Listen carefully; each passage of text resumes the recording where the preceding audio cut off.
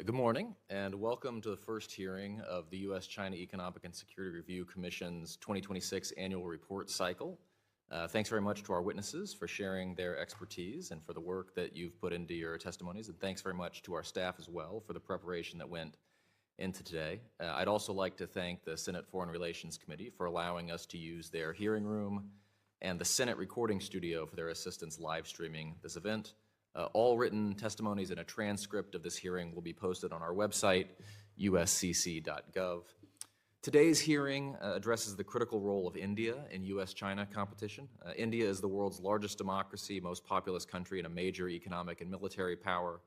It's the only power in South Asia capable of balancing China over the long term.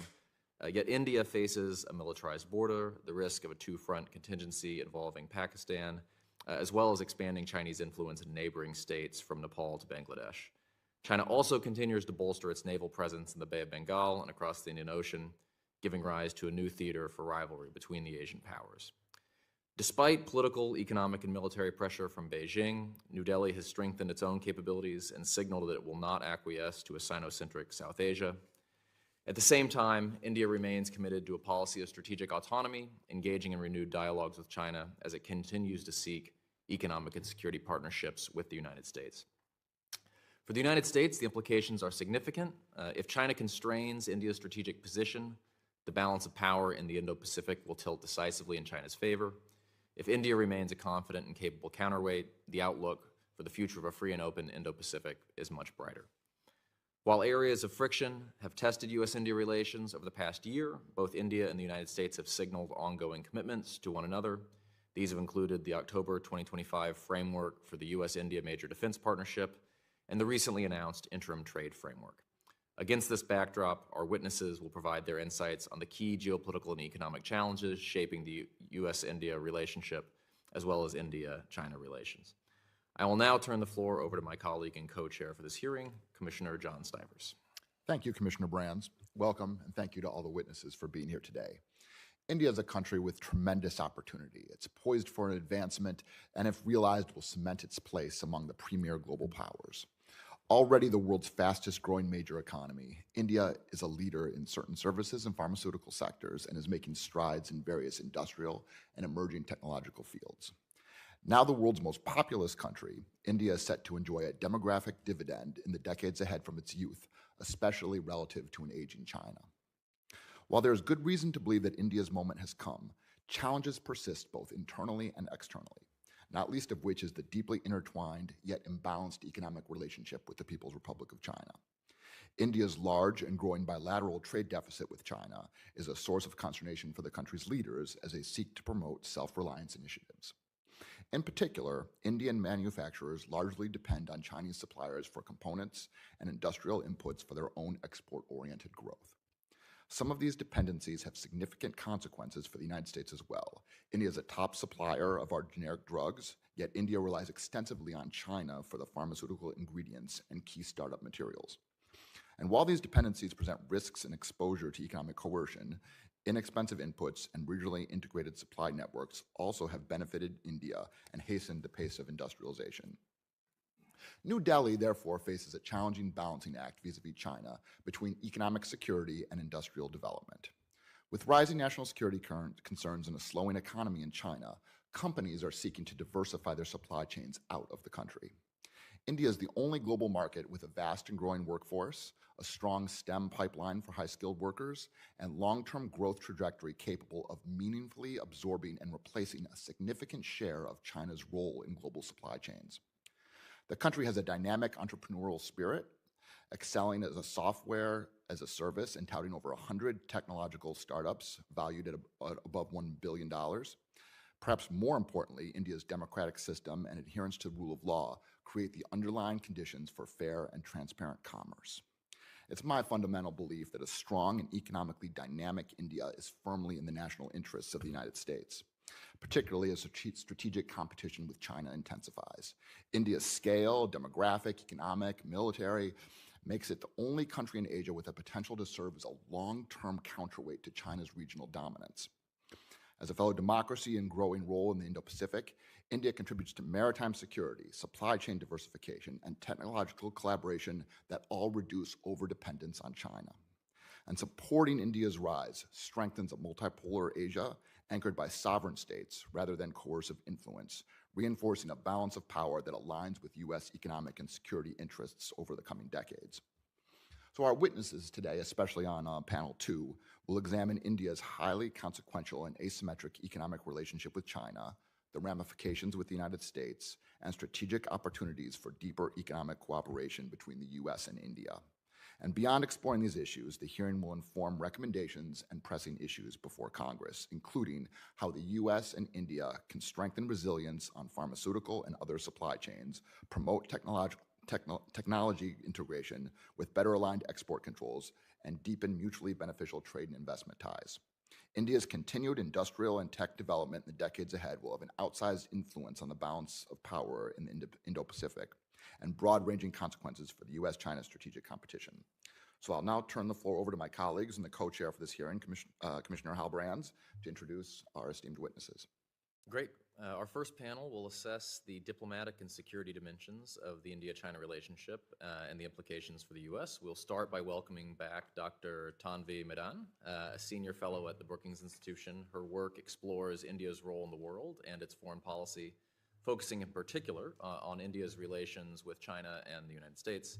And her testimony will provide an assessment of India's role in the Indo-Pacific and its response to China's growing power. Next, we'll hear from Dr. Samir Lalwani, a senior advisor with the Special Competitive Studies Project and a former South Asia expert at the U.S. Institute for Peace. He's going to examine China's challenge to India's geopolitical and security interests. And third, we'll hear from Lindsay Ford, Vice President at Beacon Global Strategies. Ms. Ford formerly served as Senior Director for South Asia at the NSC. Her testimony will provide context and policy options around U.S.-India security cooperation. Both Ms. Ford and Dr. Lalwani are new voices for this commission, and we're happy to welcome back Dr. Medan as well. Thank you all very much for being here today. We're looking forward to your remarks. I ask that each of you please keep your remarks to 7 minutes, and Dr. Medan, we'll begin with you. Co-chairs Stivers and Brands, members of the Commission and staff, thank you for the opportunity to testify on India's perceptions of and response to China's growing power in the Indo-Pacific and globally. Over the last 2 decades, Indian policymakers have gone from seeing China as a potential enabler to more of an obstruction in achieving India's objectives. This change has affected India's approach towards China, its policies in various functional domains, as well as its partnerships. And this shift towards more intensified competition with China has persisted despite an ongoing re-engagement process between India and China. Driving this shift have been several border crises, including the fatal Sino-Indian military clash in 2020, as well as other bilateral friction points. It has also been amplified by Indian concerns about China's ambitions, its activities, and its influence in South Asia and the Indian Ocean region. In its immediate neighborhood, New Delhi has long believed that China's close partnership with Pakistan is designed to contain India. In the rest of South Asia, and in India's extended maritime and territorial neighborhood, it has worried that Beijing's expanded security and economic footprint is boosting China's interests and influence and curbing those of India. This has contributed to a negative Indian view of China's Belt and Road and other regional initiatives. India's wariness also reflects a broader concern that Beijing seeks a unipolar Asia where it gets to set the terms. New Delhi has stated that it instead wants a multipolar Asia where countries have room to make their own choices. Moreover, India believes a multipolar Asia is essential for a multipolar world, one in which India seeks to be a leading power. India does share certain views with China on the global order. For instance, they are both sovereignty hawks and resent interference in their internal affairs, and both oppose Western sanctions and have backed efforts to support trade in local currencies. But in recent years, Sino-Indian divergences have outweighed convergences on the global stage as well. There are differences on issues like trade, where they earlier used to cooperate. Furthermore, while India wants more representative multilateralism, it sees China as an obstacle to Indian membership of institutions like the Nuclear Suppliers Group and the UN Security Council. New Delhi also has concerns about Beijing trying to undercut India's influence in the developing world and even in groupings where they are members like BRICS. And it is wary of China imposing its vision and its standards through its global security, development, civilizational, and governance initiatives, none of which India has endorsed. New Delhi also has little desire to sign on to Beijing and Moscow's efforts to reshape BRICS and the Shanghai Cooperation Organization from non-West platforms to anti-West ones. These regional and global apprehensions have contributed to India adapting and enhancing its own outreach in its immediate and extended neighborhood, as well as in the global south. These concerns, combined with a Sino-Indian capabilities gap that limits how much India can respond alone, have also affected India's view of the US role in Asia. In contrast to Beijing, New Delhi has, in recent years, wanted to see a persisting or even expanded American presence in the region. And India has indeed even sought to partner with the US and other like-minded countries, including Australia, France, Japan, and the United Kingdom, to compete for influence with China in the Indo-Pacific. India has also been participating in minilaterals, such as the Quad, that are designed in part to offset Chinese advantages regionally and globally. Furthermore, it is cooperating with China's rivals to shape the leadership, agendas, and outcomes at regional and global institutions. New Delhi has particularly perceived a Washington willing to compete with an assertive China as a useful partner in India's balancing strategy. This has made India more responsive to US efforts to partner with India bilaterally in the Indo-Pacific and more willing to manage India-US differences. It has also made India more ready to join US initiatives on issues such as critical emerging technologies and supply chain resilience. There has, however, been a debate in India about how far and fast to deepen ties with the US, and India's current concerns about the US approach towards India and China, if they persist, could limit the pace and extent of Indian cooperation with the US, and it could shape the nature and extent of Sino-Indian re-engagement.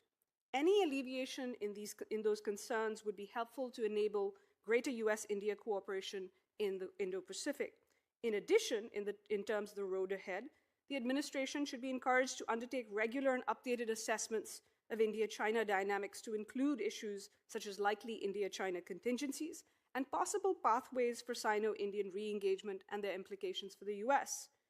The administration should also be encouraged to undertake assessments of what capabilities would make India a more effective US partner in balancing China in the Indo-Pacific and enable or encourage allies to enable those Indian capabilities. Along with considering reviving or updating various bilateral dialogue mechanisms, there should also be more regular US-India consultations on China to exchange perspectives and discuss response options. This should ideally include updating each other on stabilization efforts with China in order to reassure each other.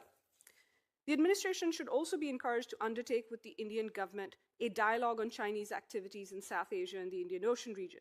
This can help enable more effective collaboration and coordination, avoid duplication, and deconflict New Delhi's and Washington's approaches in the region.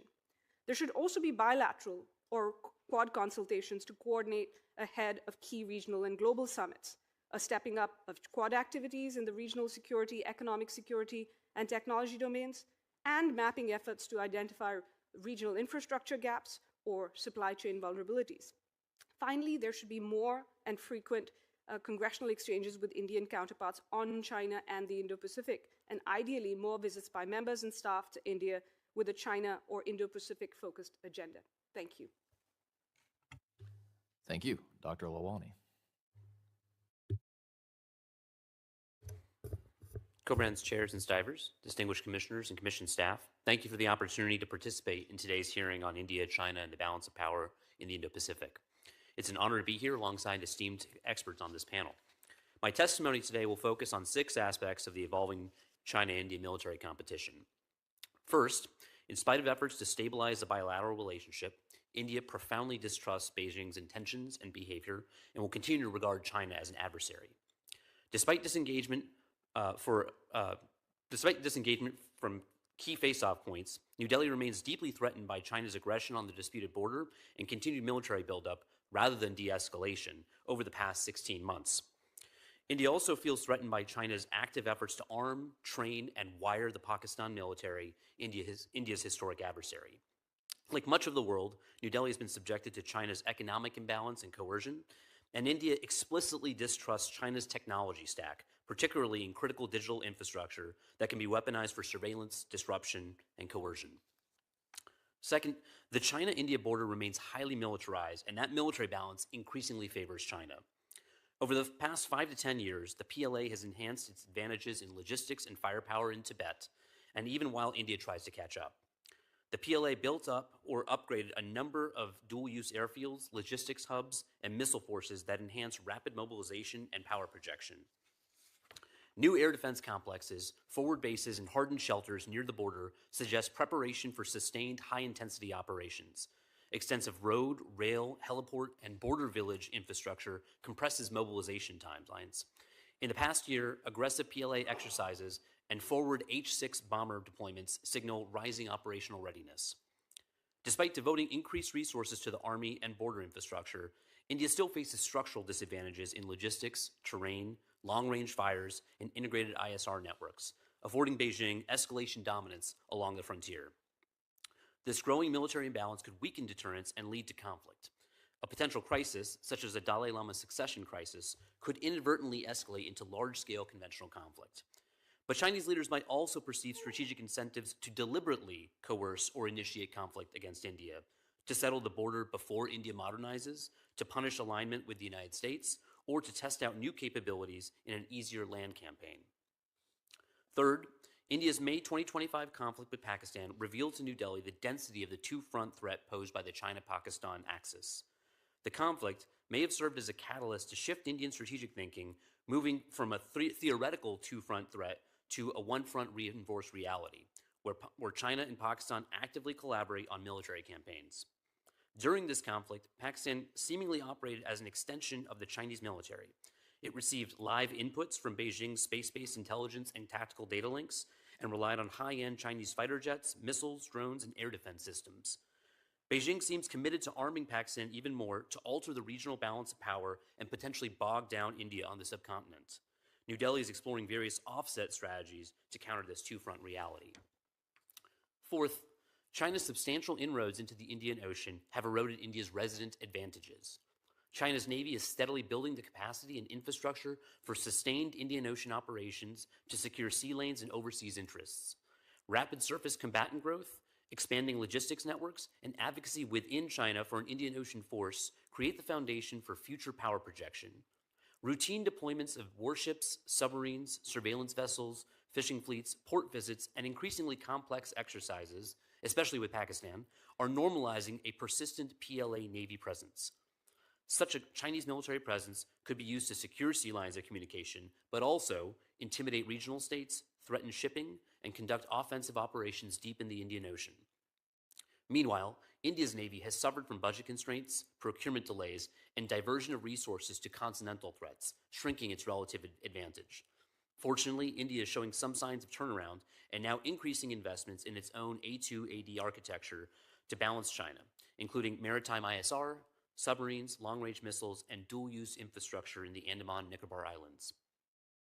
Fifth, New Delhi's stakes in Taiwan security are rising. In the event of a cross-strait crisis, India has the potential to contribute to deterrence by preparing meaningful military contributions to a coalitional defense of Taiwan and the First Island chain. A Taiwan conflict would disrupt digital infrastructure critical to India's services economy, eliminate an important technology partner, and free China to concentrate more pressure on India's borders. Consequently, Indian officials are studying options ranging from opening a Western front to assuming greater maritime security responsibilities in the Indian Ocean in order to free U.S. forces for Pacific operations. India could also provide logistics access, ISR, overflight rights, and defense industrial surge capacity to a coalition response, especially in a protracted conflict.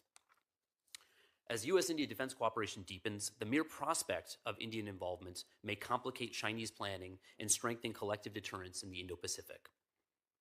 Sixth, and finally, to support a more stable balance of power in the Indo-Pacific, Congress should take several steps to bolster the U.S.-India defense partnership and deterrence capacities. Congress should increase the resources to support Indian military capacity and build individual and procedural interoperability, including standing operations, training and exercises, professional military education, staff exchanges, liaison officers, and unit-to-unit activities. This could be modeled on or nested within the Pacific Deterrence Initiative. Congress should increase the resources for mechanisms that bolster collaboration of U.S.-India defense innovation, ecosystems and defense industrial collaboration, especially with the Indian private sector. These include accelerators, challenge prizes, Indus X summits and expos, trade delegations, foreign comparative testing, R&D, and joint project agreements. Finally, streamlining export controls modeled on AUKUS-style frameworks would accelerate Indian military access to commercial sensing and dual-use technologies in prioritized domains, identified by the 10-year U.S.-India Major Defense Partnership Framework. Thank you for your time, and I'm happy to answer any follow-up questions. Thanks very much. Ms. Ford, over to you. Thank you so much. Commissioners, I appreciate the opportunity to be here to testify at today's hearing. It is a pleasure to join my colleagues for this important conversation. I'd like to start by underscoring 3 essential points about the U.S.-India security partnership. First, a strong U.S.-India partnership is an essential component of deterrence against Beijing. For the United States, a partnership with India provides 2 unique advantages: geography and scale. Over the next 20 years, no other close Asian partner can provide similar industrial and demographic advantages, as well as pressure on China's contested geography. For India, a closer partnership with the United States provides power acceleration, allowing New Delhi to more rapidly address political, industrial, and military disadvantages it will be hard for it to close in the near term. Both Washington and New Delhi are often hesitant to acknowledge our shared need for interdependence, but there are few partnerships that provide as much positional advantage against the PRC.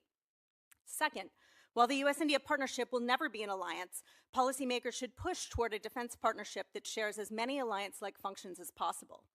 Our defense partnership has already taken on many functions not dissimilar to U.S. alliances in the past decade.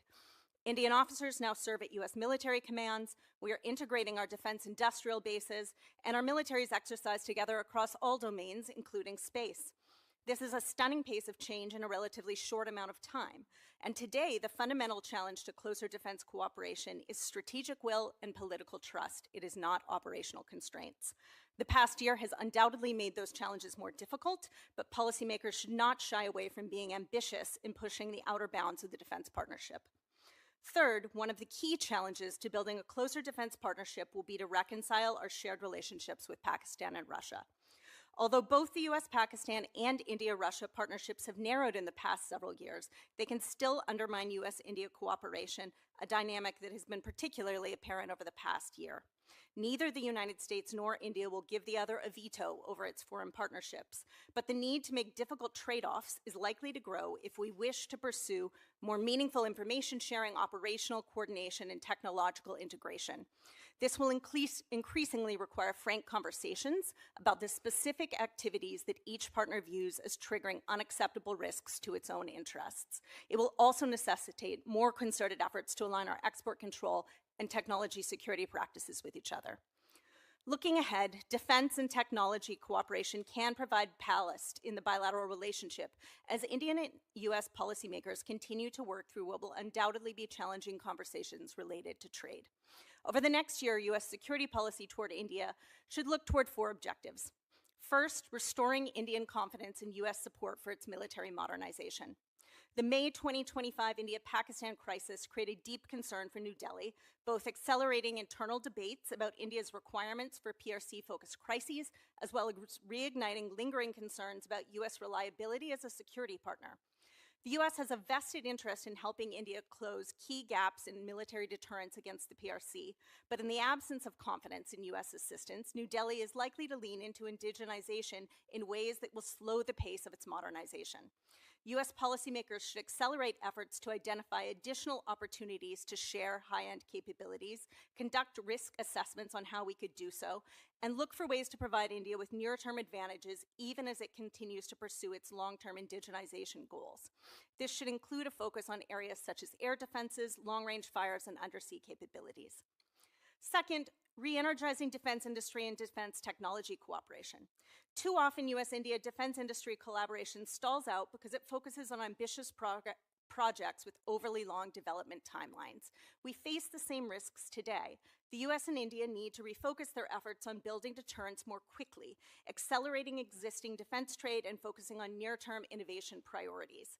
This should include joint drone manufacturing, collaboration on dual-use technologies through the India-US Defense Acceleration Ecosystem, INDUS-X, and exploring legislative efforts to enable license-free defense trade.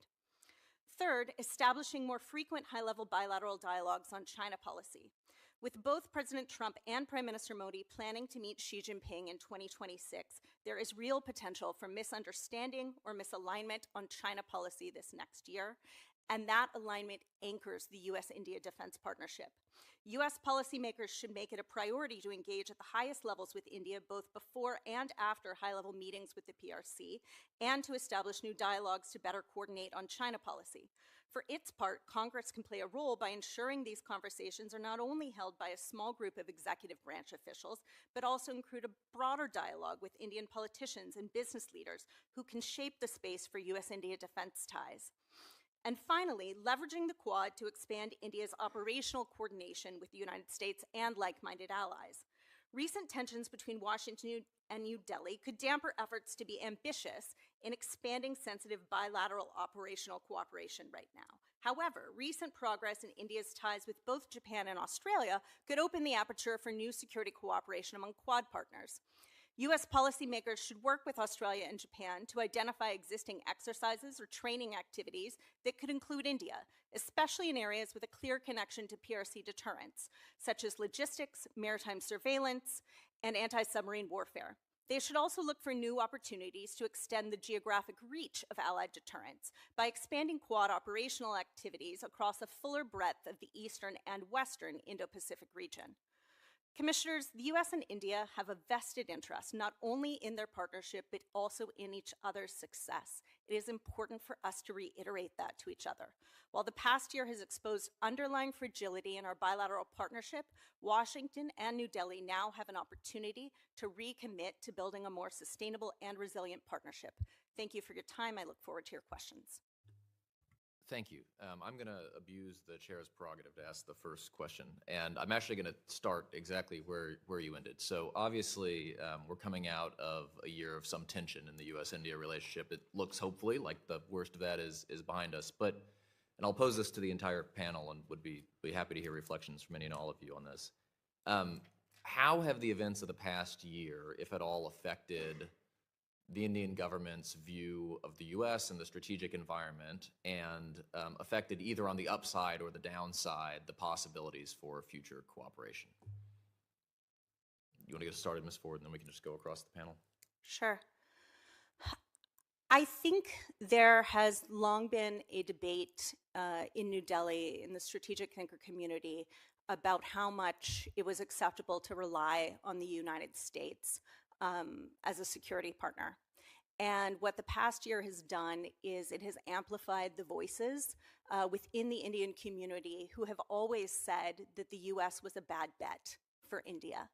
And what we have seen is parts of the Indian community who have argued that a closer relationship with Russia, a closer relationship with Europe was a safer bet for New Delhi.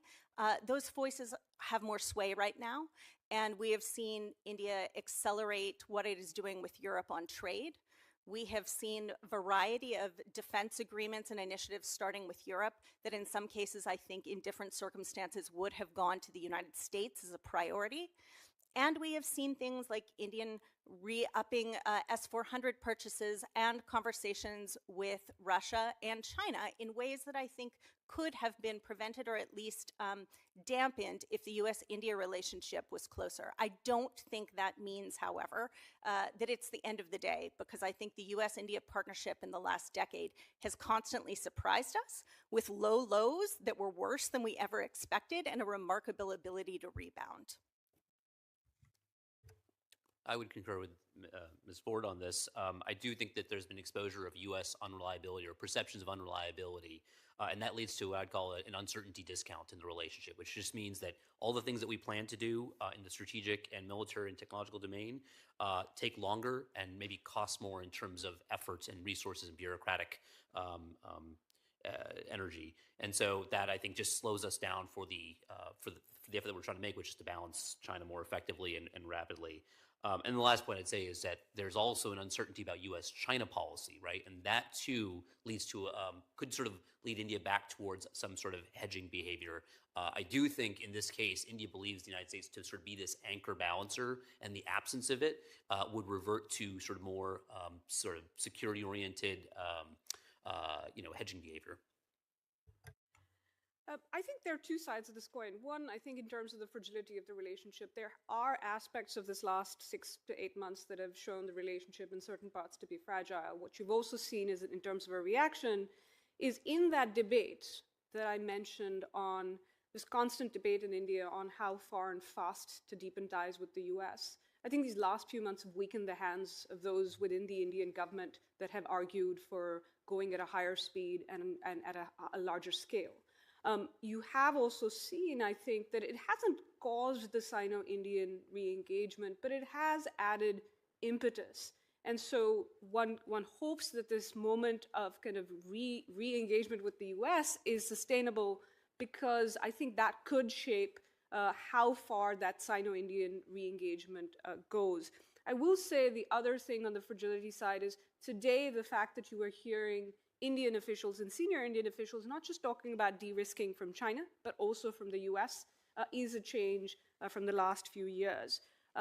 Finally, in terms of kind of the more negative side of the situation, one of the things that Indian government officials would say, that the reason you could see so much more alignment, that governments in India, both this one and the previous one, could make decisions that were crossing certain of India's self-imposed red lines to align with the US, had been that the Indian street was with the US. I think if you start to see, and you have seen some degradation in that positivity about the US, it constrains the hands of Indian politicians who start to see relations with the US not as an asset, but a liability. Having said all that, what has been remarkable, which would not have been the case, I think, 5 or 10 years ago, is the resilience of the relationship, despite not just concerns in India about can we trust the US, in the US in the previous few years about, well, can the US find India reliable, is the relationship has remained resilient. And you've also seen functional cooperation, including defense and security cooperation, continue despite these economic concerns in the last few years. Thanks very much. Commissioner Stivers.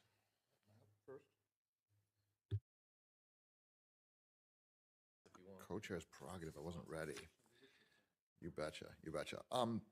Okay, the first question let's see, caught me off guard here. China has increased its activities and influence throughout the South Asia region. And so the first question I have would be, setting aside Pakistan for a second, which I know is a huge issue in and of itself, what are the activities that China has pursued in the rest of South Asia, and Sri Lanka, the Maldives, Bangladesh, Nepal, that are most worrisome to Indian policymakers? Sure. I think I would highlight a few. First, we've seen a lot of reports in recent years about China's maritime behavior in the Indian Ocean, increasing use of civilian research vessels for hydrologic surveys that I think for Indian policymakers raise a lot of concerns that the South China Sea today could essentially be the Indian Ocean tomorrow. Question about what those ships are doing. We've seen the Department of Defense talk publicly about China's desire for dual-use facilities elsewhere in the world, including potentially places in South Asia. This is a real concern for India about a growing Chinese military presence, potentially in places right on India's maritime border where China has not previously had the logistical reach. And third, we've seen a lot of reporting about activities such as villages being built up all along the contested border between the United States and India in a way that has the potential to put real pressure on India at various points, whether that's Bhutan or Nepal, making it harder for India to have a stable situation along the border. So in sum, I think we have seen a variety of military activities that put pressure both on the maritime border and the land border for India. Just to add to that, in addition to the sort of government or state survey vessels, and there's also fishing fleets that are operating now in the Indian Ocean that I think there's reason to suspect that they might be enabling PLA/PLAN sort of activity. It was particularly conspicuous during the May 2025 war. If you see sort of satellite imagery of sort of where they're lined up on sort of the edge of the Indian EEZ. And then in terms of dual-use infrastructure, in addition to sort of like the traditional ones we think about like airfields, ports, things like that, there's also dual-use sensing, and that can sort of be masked in terms of research and development collaborations at scientific institutions, universities. There was a particular case, I believe, in Sri Lanka of like a radar installation that was placed within a university that was ostensibly sort of a scientific sort of collaboration, but probably potentially had sort of other uses. I'll just add a couple of other things that is of concern to India. One is what these loans, particularly that a number of these countries have taken from China, is doing to their debt burdens, and what sometimes the inability to pay those is leading to in terms of, for example, the Chinese company taking over the port of Hambantota. So the terms of the agreements, what they're doing to debt burdens in these countries, but also then what that means in terms of the political and strategic influence that buys China within these countries. And India's concern in part is that China has used that influence to shape these countries' choices in terms of a more anti-India direction. And so not just in terms of, for example, getting them all to reiterate their one China policies, but also to actively curb their informing India or looping India in on things like a visit of a Chinese submarine, for example, or for instance, not just lobbying for things that India is doing, lobbying against things that India is doing, but also the US. For example, we saw this with the Millennium Challenge Cooperation Compact with Nepal, where you actively saw China lobby against that and use disinformation and misinformation against India, but also against the US, Japan, and others. Okay, one other question, which is a big question, and I know I only have 40 seconds, but can one of you, I'm not sure who the best person would be, kind of give a quick assessment of the current India-Russia relationship? It's my understanding that India, even before the agreement that was made, in the last few weeks on not purchasing more Russian oil, that only about 3% of India's oil comes from Russia. Can you just give a quick assessment of what that relationship is strategically and economically? Russia will remain one of India's closest partners. It's not just nostalgia, there is a defense dependence, which Dr. Lalwani has written about, that will remain for a while, even though India has diversified largely away from Russia in recent years towards the US, France, Israel, South Korea, and others. So it will choose to maintain those relationships in different ways. They are trying to make it a more diversified relationship away from defense. Having said that, it's just the reality for India today that Russia is not as relevant to India's interests as it was in the past for various reasons, including it is not as essential for India's economic and technological transformation. And because of Russia's close partnership with China, that limits how much Russia can play a balancing role against China, not just in Eurasia, but in the Indo-Pacific as well. Okay, thank you. Next up, we have Commissioner Hodges joining virtually.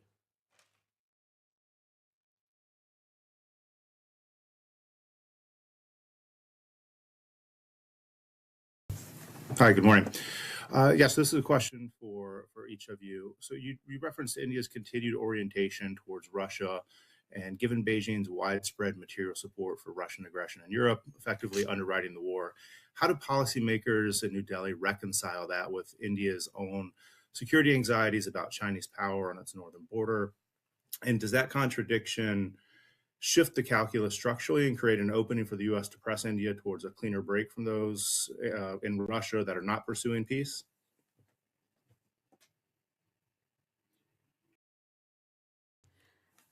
Thank you, Commissioner, for that question. I would say that one of the things that has been least effective sometimes in terms of getting India to rethink where Russia fits in its strategy is when others tell India how to deal with Russia. One of the things that's been helpful is that India has recognized on its own that there are these limits to its Russia partnership because Russia is, for example, in the last Sino-Indian border crisis, Russia stayed neutral in that crisis. Unlike the US, Australia, and Japan, it did not actively come out in support of India. This is something India recognizes, that it will set limits because India sees and assesses most relationships today through a China prism. And so I think some of it is, as to the extent possible, sharing with India assessments and encouraging our European allies to share assessments of China-Russia relations, the depth and breadth of that relations, and potential implications for not just Sino-Russian cooperation in Eurasia, but potentially in the Indo-Pacific as well, where they have started doing more, for example, exercises with Iran, with South Africa, and others. So I would say, should I say three things real quick? So one, I mean, even go back to the previous question, the Russia-China relation, or the Russia relation with India. In terms of defense materiel, I still think that there are some narrow areas where India will continue with Russia, right? So air defense, missiles, cruise missiles, the BrahMos missile program really depends on sort of Russian ramjet propulsion. And the third would be a nuclear submarine, which the Russians are on schedule to provide Indians a nuclear attack submarine. And there's just no other alternative that India has right now. To Tanvi's point, I would add, the motto should be show, don't tell. I think there are real reasons for India to be concerned about the components going into future S-400 systems, both interceptor missiles as well as the radars. There's also real reasons to be concerned that China sort of has gotten into the back doors of that, or at least sort of knows the vulnerabilities of it, having operated it for many years. And I think it would be useful for us to sort of show an assessment of that as opposed to just sort of chiding India for it. Thank you. I would just add, I think India's sort of idea of an omnidirectional foreign policy fundamentally relies on the belief that India can create a wedge between China and Russia. I think the increasing difficulty of India being able to do that is something that is going to be very challenging to break Indian policymakers of. And so I would also echo that I just think sharing information versus looking as if we are lecturing on the way of the world is a more effective approach with Indian partners. Second, I think we need to recognize that if we are wanting India to further diversify away from Russia, it will create real sense of vulnerability for India, that if the United States does not look like we are willing to step up in providing things militarily that we have not been able or willing to do in the past, we should have no expectation that India will want to walk away from what has been a very long-term relationship and military reliance. And then third, I do think there are some interesting areas, though. For example, the growing Pakistan-Russia relationship, as well as India's growing relationship with European partners who are not going to look very fondly on Indian ties with Russia, that also create opportunities for India to have a deeper understanding of how relationships with Russia are more complicated and fraught than in the past.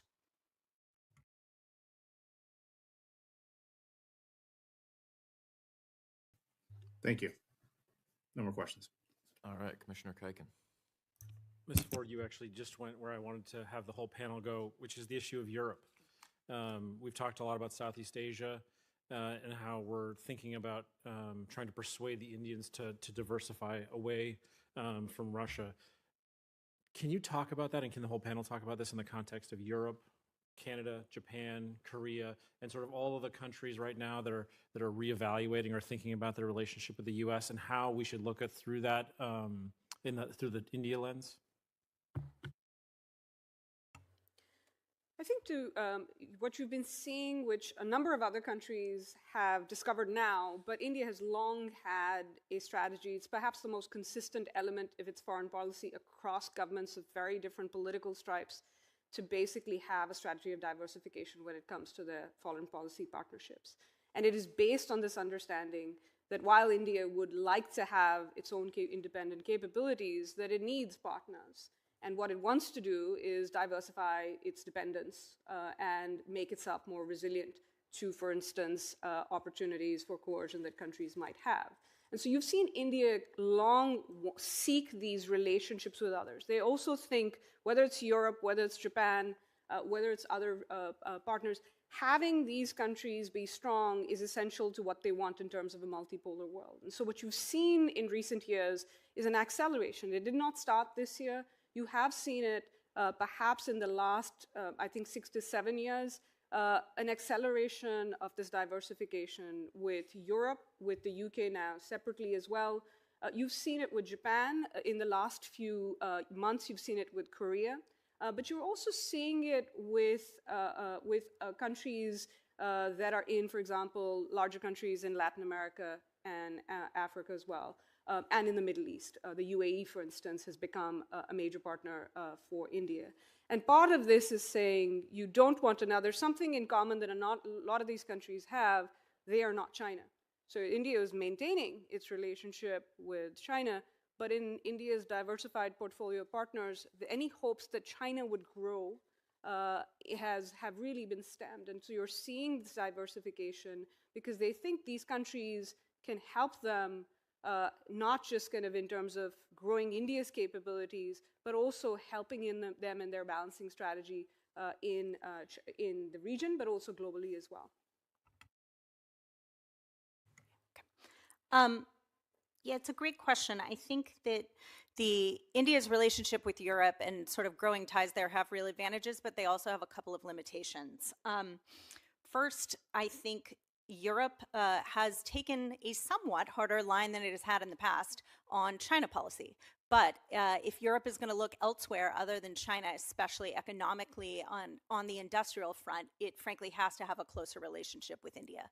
And so I think there are real advantages there in the closer manufacturing, economic, and trade ties that we see coming up right now between India and Europe. I think, quite frankly, it is also helpful because India has a very hard and realistic view of some of the technology challenges posed by Beijing that, frankly, it is sometimes helpful for our European partners to hear. India moved faster than everybody else on ripping China out of the telecom sector, out of social media apps, and I think in some ways that relationship can help harden Europe's spine when it comes to China policy. The relationship also, I think, provides a real military backstop for India in ways that can be helpful. Specifically, we look at the May 2025 crisis. India has a fighter gap problem. They know that, and they don't know how they're going to address it.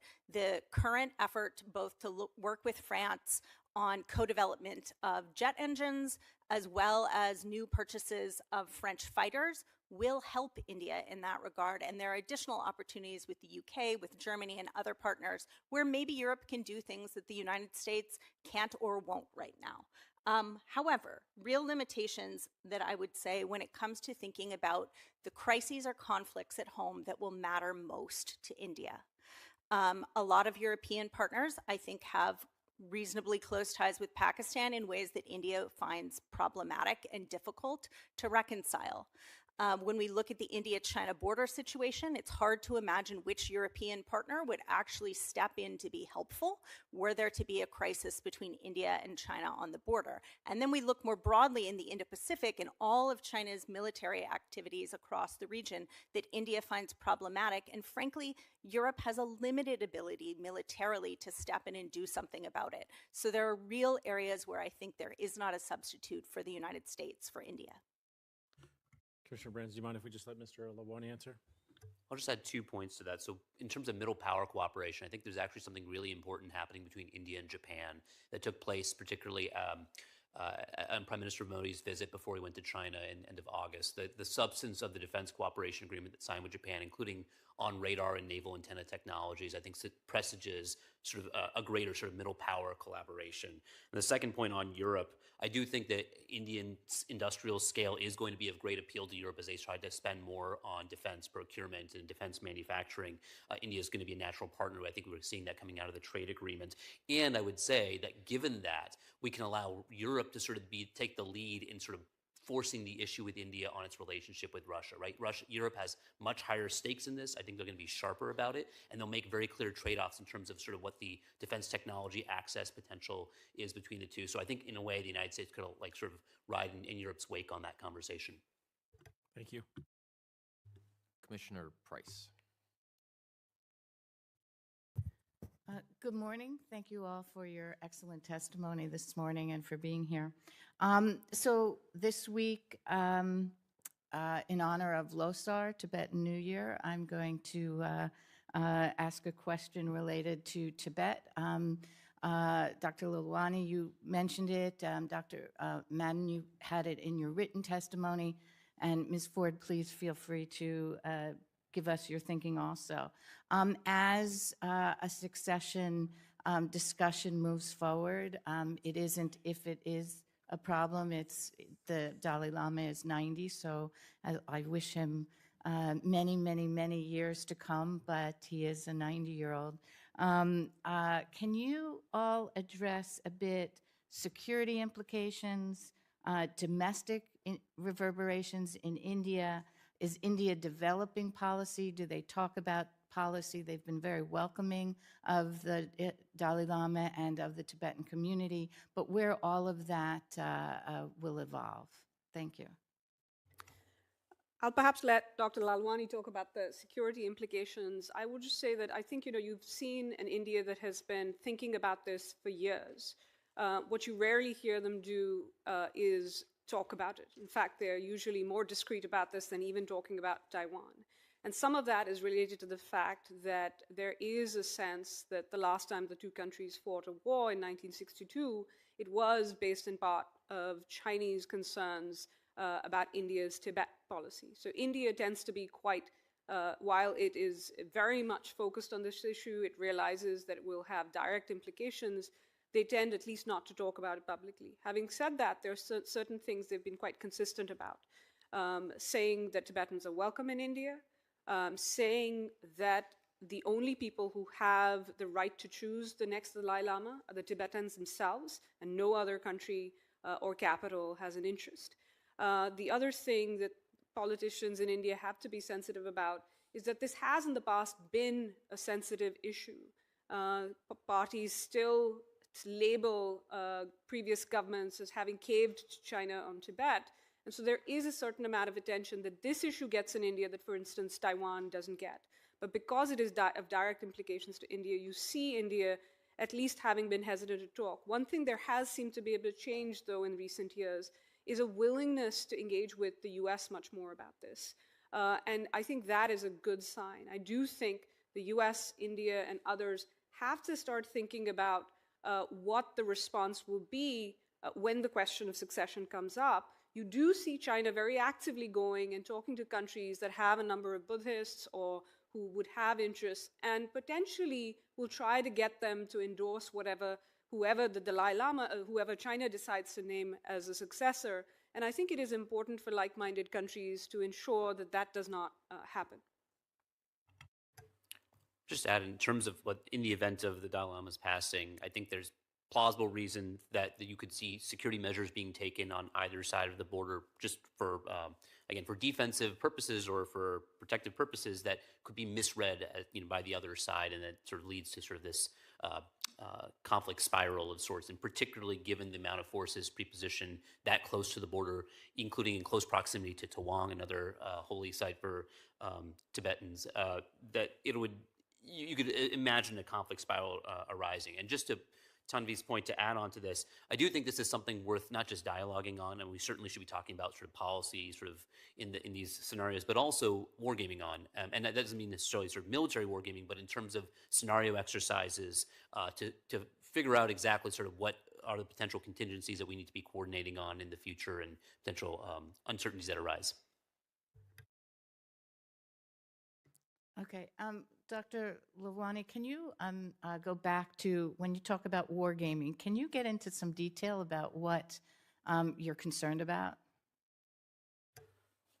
So I think I'll speak from sort of a previous game having played, that there are, if there's unrest on either side of the border, you can imagine forces being activated and moved forward. And in the past, in the sort of forward deployment of forces, it has been misread as sort of aggression in some way.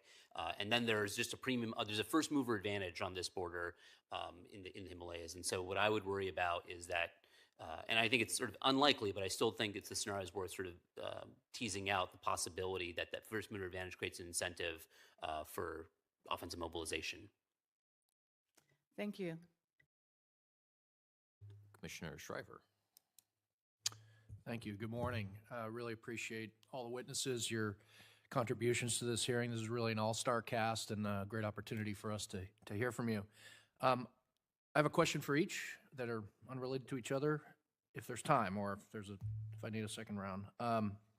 Dr. Lalwani, your comments about cooperation during a Taiwan contingency I found very interesting. I think it was a little more forward-leaning than what my expectations might be. But I'm wondering if that's something we should be more proactive on. I mean, I get it sort of conceptually. If there's a contingency, wouldn't it be great if India sort of tied down China in the Indian Ocean and held things at risk that would divert China's attention? But are we actually talking to the Indians about this? Are we actually planning and doing the wargaming and the scenario discussions? And would the Indians even know what the expectations might be? Are they training to it? Are they equipping to it? Or are we just at this very sort of nascent stage of conceptually this is what sounds good to us, but we haven't really pushed it? I don't work for the U.S. government. I talk to them about it, and I do think that I can't speak for how the U.S. government sort of approaches this conversation, but I do think it would behoove us to do so, because I do see India's public debates on this moving at a pace that I would not have expected 5 years ago. And so, yeah, there's these different scenarios out there that are hypothesized. I think we should be exploring different ones. I think some are more likely than others. I think sort of maybe more passive things like logistics and overflight and over the horizon, technology support like satellite support are more plausible than sort of opening up a second front. But I think there are things that in between that could be of substantial benefit to the U.S. Again, covering down the Indian Ocean, I think, has many forms.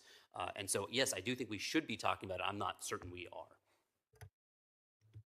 Well, you're seated next to somebody who may have been involved in that, but and welcome any comment you might have on that, Ms. Ford. But wanted to ask you a question about one of your recommendations about defense industrial cooperation. I mean, I feel like this is a bit of an iceberg I've been staring at for a couple decades, and it tends to go in the same direction every time. India wants technology transfer, U.S. industry wants the sales, and again, you were sounded a little bit more optimistic than maybe I would have been in terms of how this might unfold going forward. Am I characterizing your view correctly? And if so, how can you make me a little more optimistic?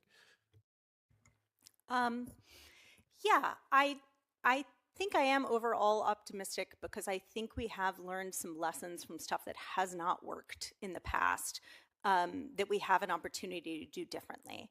The reason that I focused on Indus X, which is the Defense Innovation Accelerator, is specifically because the premise there was that we were going to focus on dual-use technologies that would have commercial applications as well as military applications. That explicitly means that you're going to be working with private sector Indian companies, and you're going to be talking about sort of near-term wins and gains when it comes to defense tech. I think that's really important. In the past, where we have gone wrong almost every single time is we put big U.S. defense primes up against Indian private sector SOEs, and they just don't work together. And we focused on ambitious projects that would take like 10 to 20 years to materialize. And so both sides kind of threw up their hands at some point in that process and decided nothing is working. So short, discrete, commercial tech that has a broader application, I think, is the way to go. And India's defense and tech community has enough startups now that that is more possible than I think it has been in the past. Thank you. I'll try to squeeze the third one in, Dr. Madan. There hasn't been much discussion about the strategic landscape with respect to nuclear capabilities. And we're in an environment now that could change quite rapidly with the ending of the START agreement with Russia, with China surging to maybe 1,000 warheads, according to the Department of Defense, with Undersecretary of State Donato just saying a few weeks ago that China was conducting low-yield underground tests. So how do the Indians view the landscape with respect to strategic weapons, and how's that affecting their thinking and their own modernization plans, et cetera? I think, some of this is hard to know from the outside. Another subject they tend not to talk about.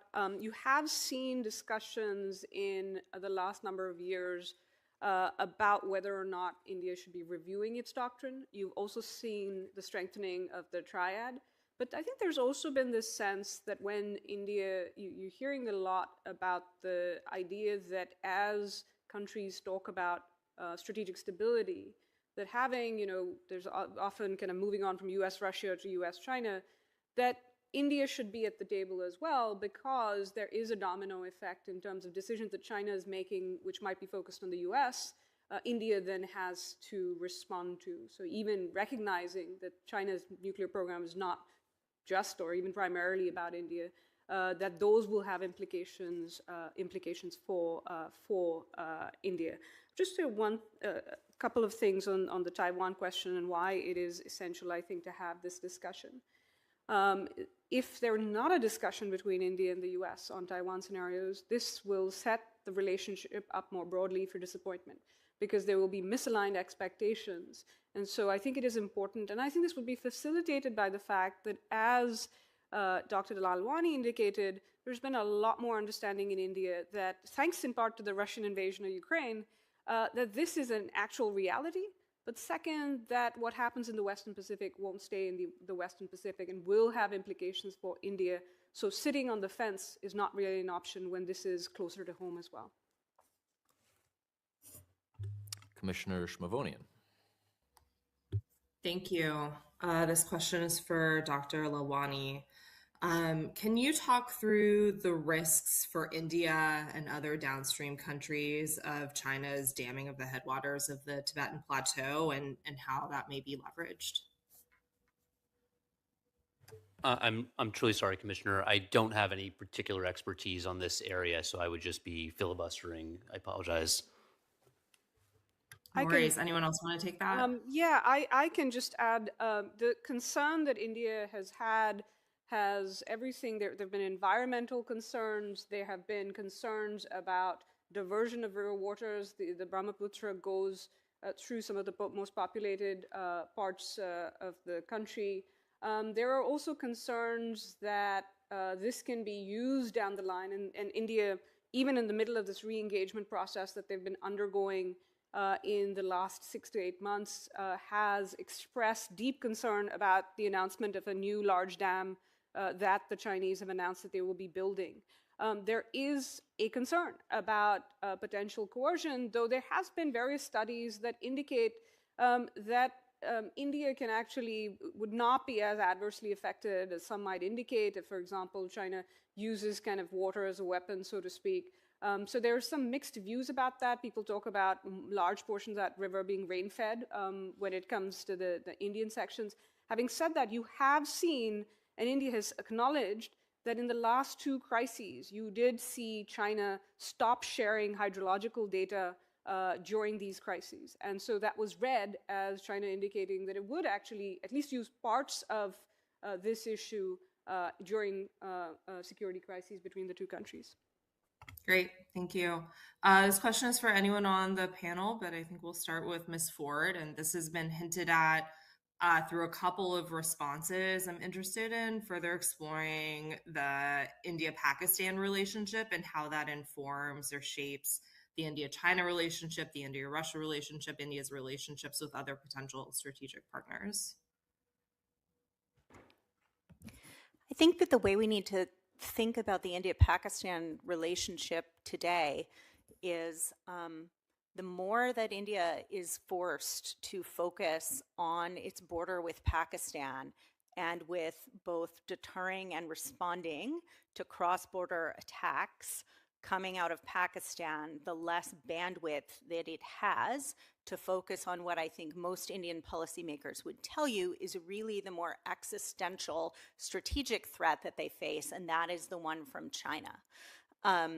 And so what concerns me about the situation we're in right now is that coming out of May 2025, India is looking at emergency procurements, it is thinking about where it puts its forces, and the more that those are on one border, there are some pretty zero-sum trade-offs with what it can do on the other border. There are also real differences in kinds of force structure and capability it needs to deal with Pakistan versus what it needs to deal with China. And so I think in a lot of ways, Indian policymakers would probably acknowledge that Pakistan is not the existential threat that China is, but it is also a political reality that they can't afford to ignore. And so they have to deal with that near-term situation and get that border more stable in order to be able to focus on Beijing. I'll just add on the Pakistan-Russia issue. One of the things that India would be deeply concerned about, and has indicated that it would be, is not just Russia moving from neutral to taking China's side in an India-China crisis, but also the coming together of Russia, China, Pakistan. So when we worry here about an axis that involves China, Russia, Iran, North Korea, they worry about, at times they've worried about China, Russia, Afghanistan, Pakistan, less so now because of the Taliban's differences with the Pakistani government. They have worried about China, Russia, North Korea, Pakistan. And so for them, they partly engage, one of the reasons for engaging and maintaining ties with the Russians is to ensure that that China-Russia-Pakistan alignment doesn't come about. China has actively, and the Pakistani leader at the time, Imran Khan, was in Russia the week of the Russian invasion, and he publicly said that that visit was facilitated by the Chinese. This is the kind of thing India worries about, and it's also the kind of thing that Russia actually uses to try to keep India on side. Thank you. Commissioner Slevin. Thank you, and thanks to our witnesses. I'd like to pick up on Commissioner Shimonian's last questions as well as it relates to the May 2025 conflict, maybe starting with Dr. Lalwani. You alluded to questions that New Delhi is asking since then and maybe certain assumptions that were broken and that the support from the Chinese was material and digital as well. So I invite all the panel to respond, but maybe starting with Dr. Lalwani. Do you see this as having been a more episodic event, responding to a specific set of circumstances, a terrorist attack? Do you see it suggesting more of an aggressive posture on the part of India? And with that, what kinds of questions you think are derived from those questions? So to the last question about whether it's episodic, I actually think this is a trajectory, but I think the trajectory is on the Chinese side, where you're starting to see greater involvement in picking a side. There were about 25 years ago, China would be following sort of the U.S. lead in terms of calling for de-escalation or ceasefires or mediation in some ways. And I think today we are seeing China more and more putting its thumb on the scale in this conflict. And it goes to the previous question and point, which is that it is in China's interest to see India diverted to the Pakistan border specifically, and so diverted away from not only the northern border with China, but also from the Indian Ocean. So there's a utility to India being quote unquote bogged down or contained within the South Asian subcontinent rather than sort of being a maritime power. I do think in this case it was a stepwise jump in terms of China's involvement. I think all Indian analysts or officials recognize China's materially benefited and enabled Pakistan's military from sort of nuclear technology, enrichment missiles, to now sort of a wide range of advanced military hardware. But I think its active involvement, its live involvement, particularly through radars and sensors and intelligence and even guidance, I think was a surprise to the Indians and presaged something far more challenging in the future that they're trying to prepare for. I would add, I guess, that, India has often talked about sort of the notion of like a two-front crisis as like the real existential threat that it could potentially face. And I think that post-May 2025, it looks like that is now here. That is not a tomorrow problem. That is a today problem for India. And one thing I would say is that in the same way that the United States often tries to say to Indian colleagues, like, hey, this wedge strategy that you have with China and Russia is not actually going to work the way that you think. I think Indian counterparts say to the United States, hey, this wedge strategy that you think you're trying to run with Pakistan, between Pakistan and China, is not going to play out in the way that you think. And I do think that the Pakistan relationship with China today is so much further advanced than what it was a decade ago. It behooves the United States to interrogate a little more the degree to which some of the things that Indian colleagues raise as concerns, whether that's tactics, training, and procedures that Pakistan could pick up from Western countries flowing eventually into China, or whether that's inadvertent tech flowing from Pakistan into China, it behooves the United States and other Western countries to actually interrogate those questions a little more. Would you agree with that, Dr. Lalwani? Absolutely. And I do think that there are certain aspects that we should be asking ourselves and our partners. There's one area where the Indians have pointed out where they believe that the Pakistanis were able, or the Chinese were able to stitch data links between Chinese fighter jets, Swedish AWACS systems, and potentially even U.S. originated ground radars.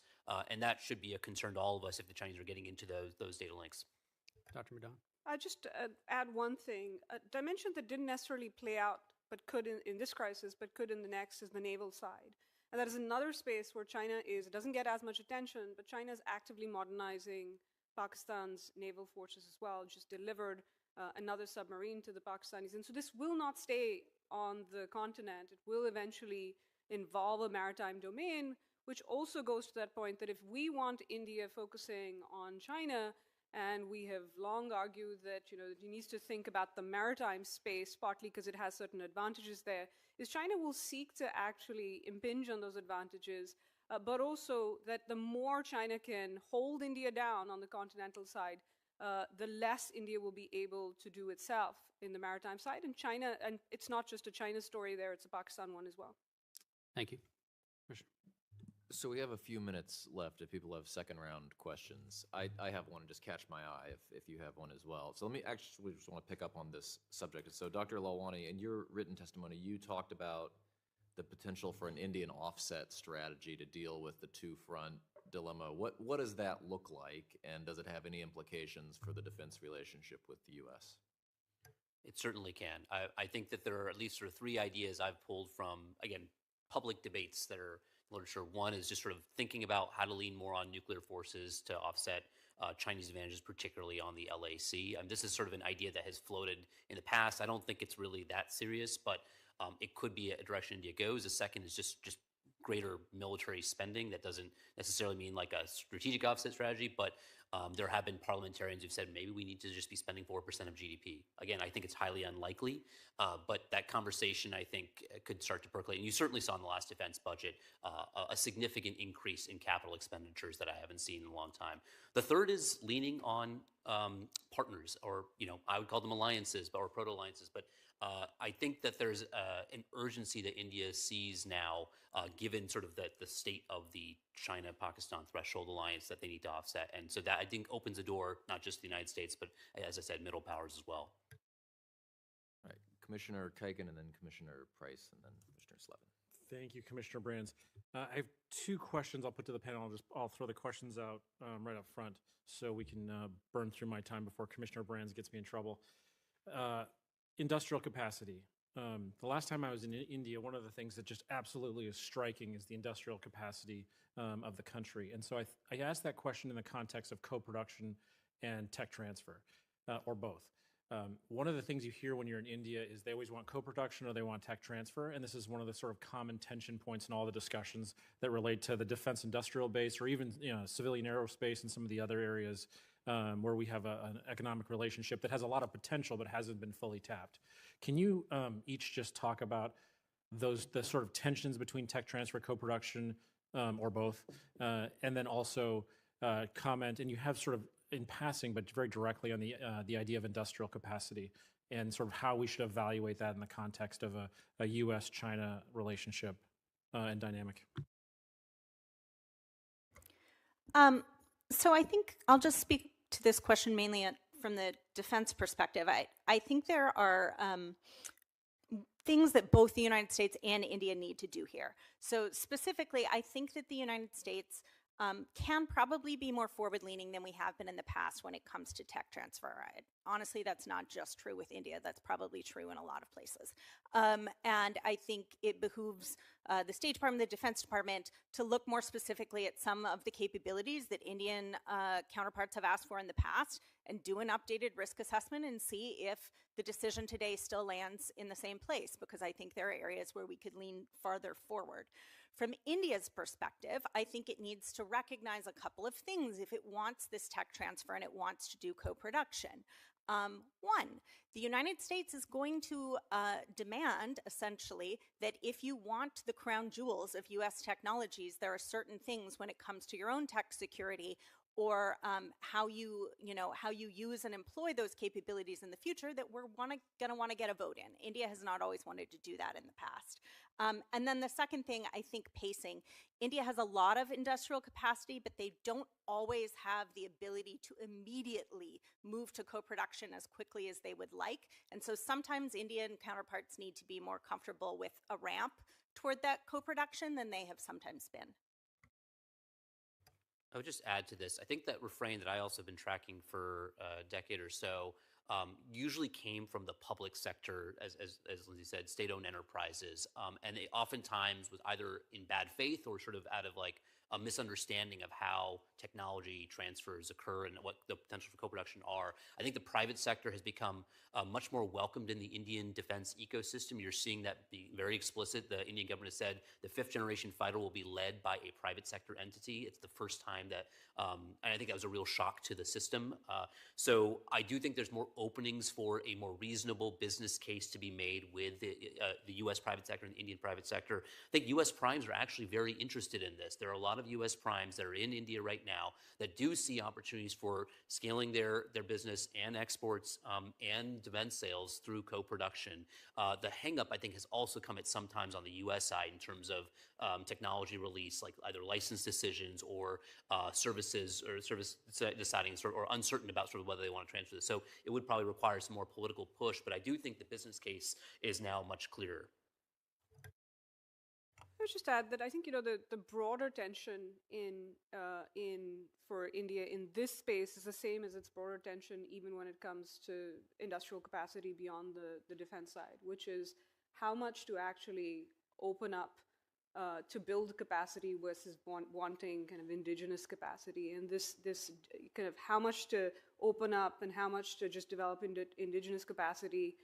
This debate about self-reliance is a constant. Having said that, you have seen change.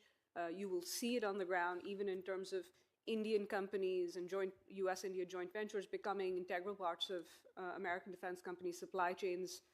Now, the example I like to give is that the empennages of every one of the C-130s produced in the world is now produced in India. I don't think that would have been possible, but it's also shown it can be done. I think you've also seen a shift in the debate in terms of saying technology transfer ideally, but otherwise the importance of knowledge transfer and thinking about, and even knowledge sharing, given that in some of the new critical and emerging technology spaces, it's actually sometimes India that has these capabilities, even some of the startups which both Ms. Ford and Dr. Lalwani have worked with, who are actually developing some of these capabilities for US companies and the Defense Department as well. Commissioner Price. Thank you. Last year, the Commission spent a good amount of time talking about Southeast Asia, and in our travel and discussions here, there was a huge concern about transnational crime. And it wasn't something any of you raised, but I'd love to hear your opinion or any kind of discussion that you've had, if you have had, on that issue, and how big of a problem is that between China and the Chinese in India. Thanks. I'll just say something real quick because I remember my colleague, former colleague Jason Tower was one of the people who testified on this, and my recollection is that there was a fair number of Indian nationals who have been, kidnapped in these call centers or these scam centers, and so I do think at the very least this would be a useful point of discussion between the U.S. and India on how we can sort of collaborate on counteracting that, because I do think the Indian government will be very concerned about sort of its own citizens being held hostage in these situations. I think along with that issue, and it's played out with Indians in Cambodia most recently, it is a subject that the Indian government has been following, but also having to try to get some of these Indians released. The other issue, along with kind of some of these scam centers, is there have been instances of Chinese apps that have been kind of been used in India to try and scamming Indians of money mostly there, and you have seen the Indian Home Ministry actually try to crack down on this in recent years. So I think those are the two big areas you've really seen on this issue that there has been a problem. Ms. Ford, anything to add? Okay. Also want to talk about disinformation, involvement in elections or involvement in just trying to change public opinion. Have you done any research in that area as well? So one of the things that you've seen some collaboration in at least Chinese and Pakistani entities during crises. But one of the things that has been noticeable is I don't think China is actually very effective, or that India's fertile ground for this as much. The Russians, frankly, do a better job. They understand the Indian psyche far more. They tend to amplify Chinese messages through their platforms, etc. Some Chinese platforms are not allowed there in India. One of the reasons, and several years ago, even before the India-China border crisis, you saw India ban certain Chinese browsers that came as default browsers on, at that time, most phones that were being used in India were produced in China. They were actually manipulating search results according to Chinese preferences. And you saw the Indian government, after reading an American study, actually ban some of those browsers. So I think here too, as has been said by others, I think information sharing in terms of the biggest concerns and what we're seeing in other places would be helpful. But you're seeing attempts at this, but I think you've also seen at the same time, both Chinese platforms tend to either not have access or be as welcome. But also I think, because of the broader India-China tensions, they don't have as much kind of, you just don't see them as effective as maybe in other spaces. The one other area I would say that's worth watching in this space, you do see China very actively trying to shape media in India, including through, for example, using social media. TikTok is banned in India, but other platforms taking Indian influencers. So it might not be kind of disinformation and stuff, but they are trying to shape the narrative and even do things like, for example, attract Indian engineers or high-skilled workers to go to China, for instance, that have, and actively saying that, you've been chucked out of the US, why don't you come to China instead? Thank you. Commissioner Slevin. I'll try to pick up on that a little bit, but Ms. Ford, I think in response to Commissioner Brands, you talked earlier about some of the last year, some frictions and weight maybe given to some voices among Indian policymakers about the U.S.-India relationship. I was wondering if you could invite the rest to comment, like, what's the debate like among Indian policymakers as it relates to the threat from China? Is there consensus? Is there real debate? And how does this narrative shifting that you just alluded to, Dr. Madan, influence any of the politics? I think that I think there is probably a good degree of alignment in India's sort of strategic thinking community about the nature of the China threat. I actually think in all of the conversations I had in government with Indian counterparts, they had some of the most clear-eyed perspectives about the nature of the threat from Beijing that were pretty aligned with where we were in the United States most of the time. I think where the debate is in India is what to do about it. And so where I think there have been, as Dr. Madan said, a lot of folks within the Indian government, the strategic thinking community, who've been arguing that that necessitated a closer defense partnership with the United States. I think today, both because of what has happened on the U.S.-India trade front, but also because, quite frankly, India is not quite sure where U.S. policy is going toward China. There is an increasing amount of conversation about diversifying elsewhere, whether that's to Europe, as well as thinking about what needs to happen in the Russia relationship in the future. And so that's where I think the risk is.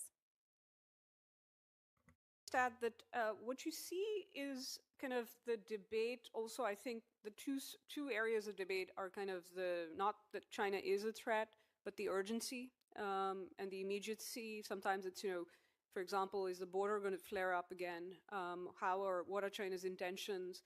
And as Ms. Ford said, how to approach it. The one other kind of broader area where you are seeing a debate, and it's pretty fast moving because it changes, is on how much to and where and how to selectively economically re-engage with China. Because, as mentioned kind of in opening remarks, that there are certain places where India, both for its civilian kind of desire to build up manufacturing capacity, but also in kind of broadly to become part of global supply chains, to open up to China, both in terms of industrial inputs as well as kind of technical expertise. In fact, it's sometimes American companies saying to India, we want you to enable more economic ties with China. So I think the dilemma for India in that, and that you do hear a debate, is how much, where, because they want to take advantage of this for their own growth. Having said that, their dilemma still is that they deeply worry about kind of over-dependence on China, and you're seeing them actively try to diversify away, as I'm sure the next panel will talk about. I think one other thing, though, I think as you see this debate, as Ms. Ford said, India watches U.S.-China relations very, very closely because it shapes what they think will happen in India-China relations, because they think China sees India through a U.S. prism in part. So they're deeply concerned whenever there's talk of U.S.-China engagement, just like we have concerns sometimes when we see India engaging with China. But I will say, when we talk about what in India hedging, there is no debate about India hedging between the U.S. and China anymore. Where India is hedging and has been hedging is hedging against overdependence on the U.S. and on uncertainty about the U.S. And I think you've seen that accelerate, but this does not mean India will walk a middle path, or that there's any debate about India walking a middle path between U.S. and China.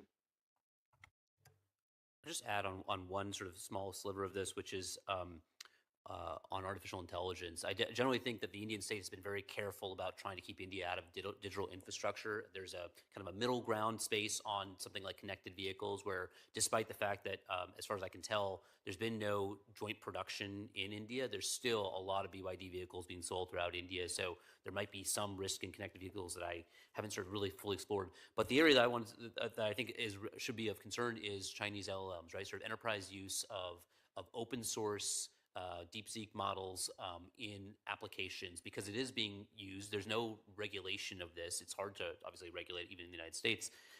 And we don't fully sort of know what the scope or risk of that is, but I think that's something that we should be more attentive to. Great. Thank you. Quick one from Commissioner Stivers. Oh, I hope this is quick, but I want to zoom out for a minute here. I think the U.S.-India relationship, I think the formal name is a comprehensive global strategic partnership, which sounds like a lot of word salad to me. But despite all the mutual interests and strong relationships between the people of the U.S. and India, there's still a lot of reasons why there's not a formal alliance with India. I think Ms. Ford, I think you said there will never be a formal alliance between the U.S. and India. If a new administration were to come in, or even this administration, and they wanted to make India their top priority, what, in a big scheme of things, what is a big idea that the U.S. could offer India that they would care about the most? Would it be breaking relationships with Pakistan or something like that? Or what would they want that would be a big thing that could really build trust between the U.S. and India? I think we already had this in a sense, and we have tossed it a little bit by the wayside at the moment. So the logic of the Biden administration creating ISAT, which was the Initiative on Critical and Emerging Technologies, was, I think, a recognition that what India cared most about was when it came to a handful of emerging technologies, artificial intelligence, semiconductors, quantum, more rapidly advancing its own industrial capacity at home, and that it needed a partnership with the United States to do that. And we were willing to lean into helping India do that because in a lot of ways we're also, frankly, really dependent on Indian talent, engineering and design talent, to advance those sectors ourselves. So to me, we had the big idea, which I think both countries still have an interest in working on, but it's been somewhat paralyzed for the last year, despite the fact that the Trump administration, renamed it and said that we were going to continue to work on these areas together. So I think we kind of need to pick up what we already had. Yeah, I think 5 years ago we could have said compute and semiconductors, and I do think that the last administration moved big on that. And I think the private sector is already doing it now. So there's probably a missed opportunity for government to kind of claim credit for it, right? There was $67.5 billion in committed investments in data centers in India last fall that I would have loved to see the United States government sort of be at the front end of that message. In terms of defense, though, I think something similar to like sort of the guided munitions program that we're doing with Australia would be a really great value to India. We don't have sort of an offensive strike capability that we've jointly developed. This is the thing that the Indians point to with the Russians all the time. They're the ones who sort of worked with us on a BrahMos cruise missile, which then played out fairly well in the recent sort of war with Pakistan last May. And I do think India does need more long-range strike options if it wants to hold China at risk.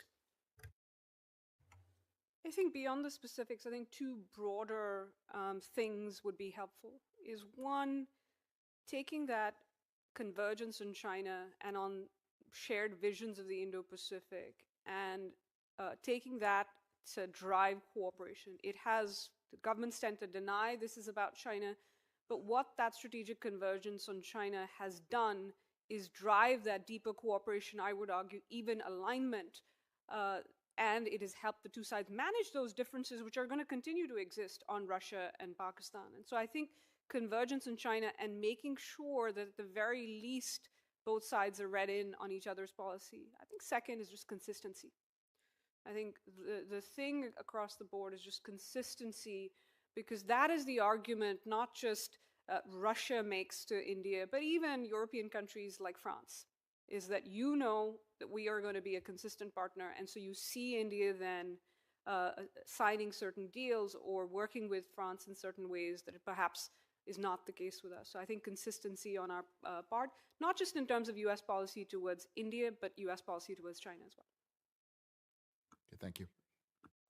Thank you very much. This has been terrific, and I'm sure we could keep mining your insights for another couple of hours, but I'll just close things out by saying thank you again.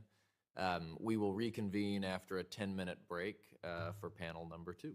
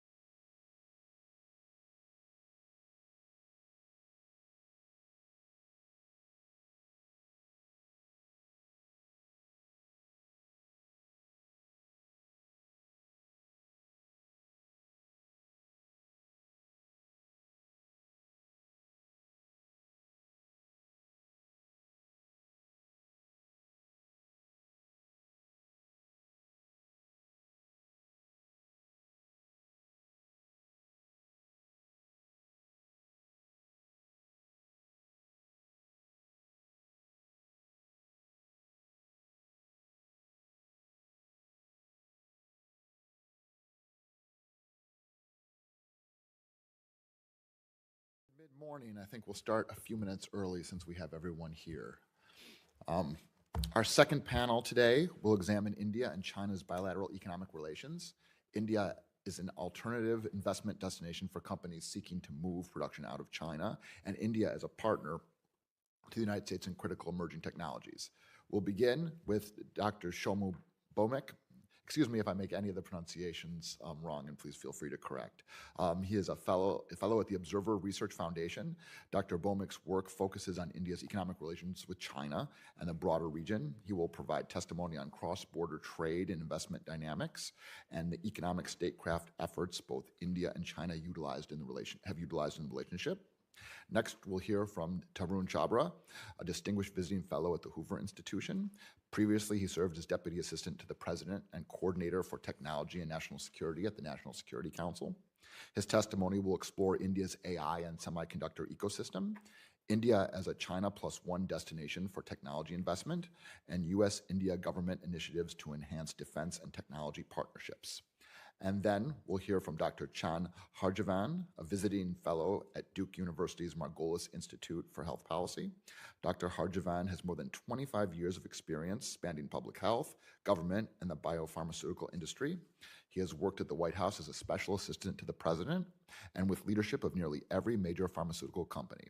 His testimony will pertain to India's position in the pharmaceutical supply chains and biotechnology innovation landscape. Thank you all very much for your testimony. I'd like to remind all of our witnesses to please keep their marks to 7 minutes to preserve time for questions. And Dr. Bomek, we'll begin with you. Thank you, Co-Chair Brands, scribers, and distinguished members of the Commission. Thank you for the opportunity to appear before you. I offer my remarks today in my personal capacity as an India-based policy researcher focused on globalization, economics, and diplomacy. Well, in the Indo-Pacific today, the most consequential context is not only over the lines on a map, but over who can keep factories running, networks trusted, and supply chains resilient under strategic stress. In the last financial year, India-China merchandise trade reached a record high of $128 billion, with a trade deficit of approximately $100 billion.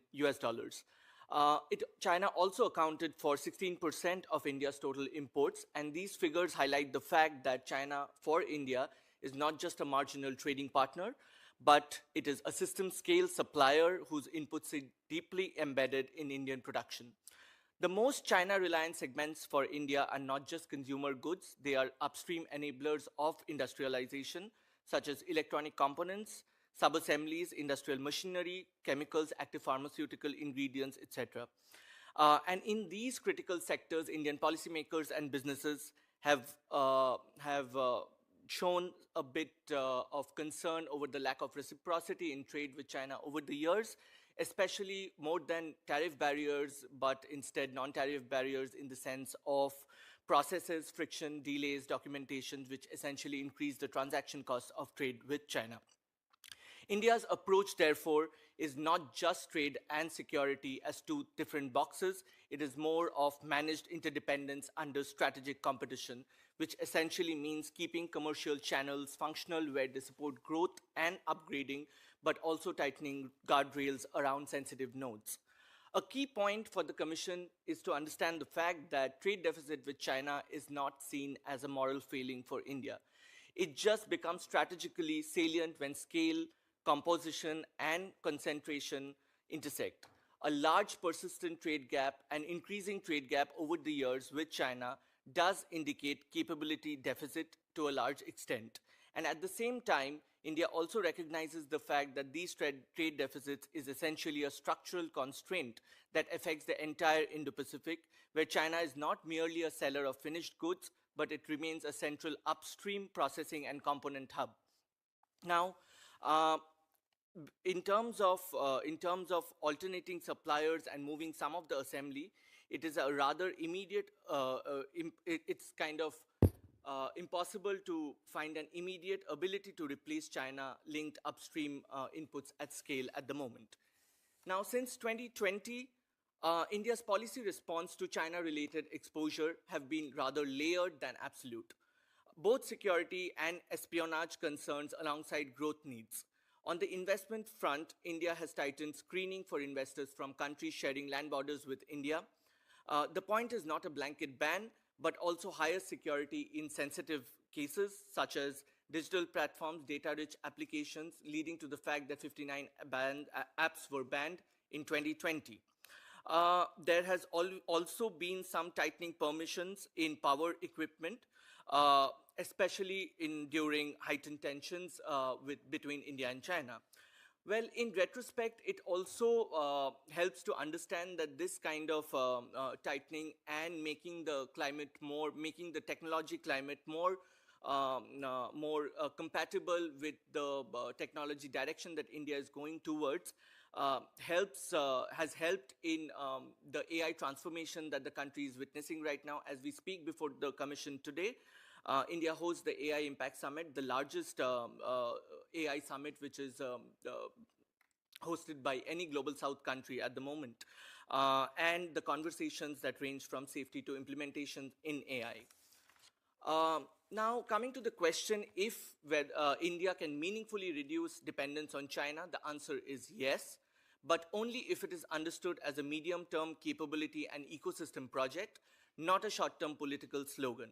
The production-linked incentive framework reflects that logic across multiple sectors where India not only wants to enhance domestic capability, but also increase export competitiveness through these kind of policies. Looking ahead, the most likely trajectory for India-China economic relationship is neither clean decoupling nor full return to business as usual. It is continued selective de-risking with tactical stabilization.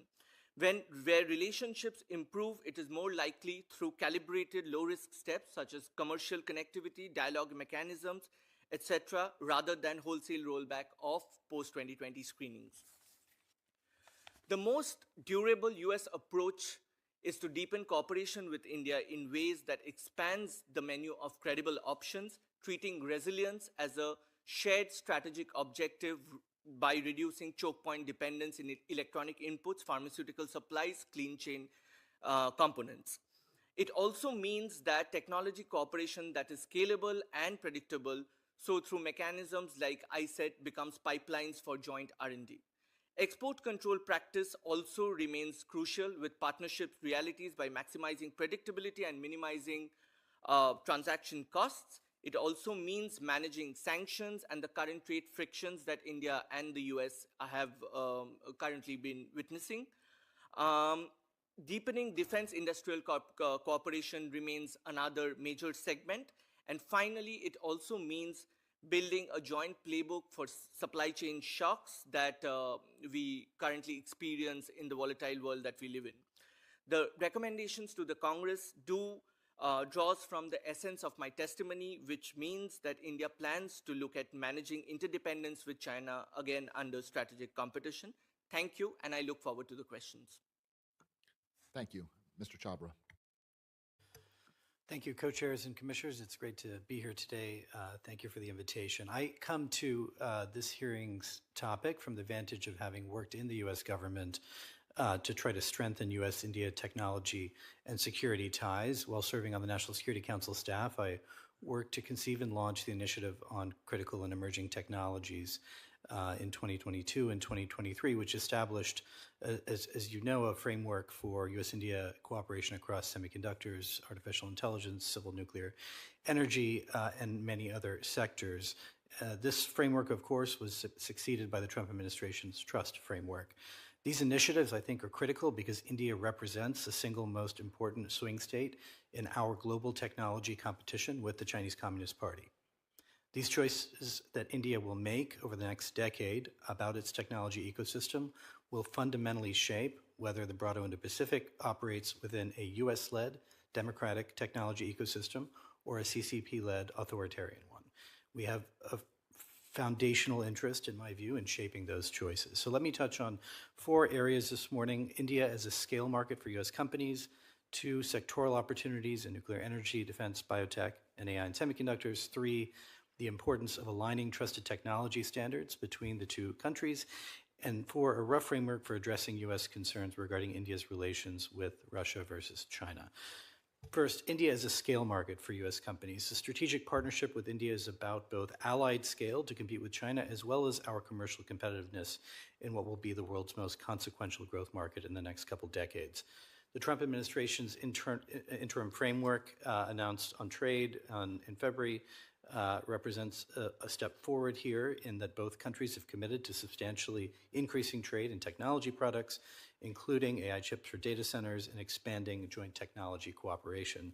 And the logic here is powerful. India is the only market on earth that combines more than 1.4 billion consumers, a rapidly expanding digital economy, and broad alignment with the United States on the China challenge. U.S. companies operating at scale in India embed trusted American technology standards in Indian infrastructure. They scale revenue needed to compete with China's technology companies globally, and they expand markets globally with trusted supply chains. Let me speak a bit about sectoral opportunities. With respect to civil nuclear cooperation, this is an area that has been at once one of the most celebrated and under-realized opportunities in the U.S.-India relationship, and one where China competition is very relevant. There's now finally movement in this sector thanks to actions taken in 2024 and 2025 by both the Trump and Biden administrations. But China and Russia are already competing aggressively in this space, particularly with respect to small modular reactors. And American companies in this sector need scaled purchase commitments to bring prices down and to compete globally. Congress should press both governments on a timeline for resolving remaining barriers, including on the question of nuclear liability. With respect to defense sales, which you heard about in the last panel, I would say it's evolving definitely in the right direction, but the pace needs to accelerate given the urgency of the strategic environment. We should prioritize first co-production of crown jewel technologies, such as the GE Aerospace engine deal that's being finalized.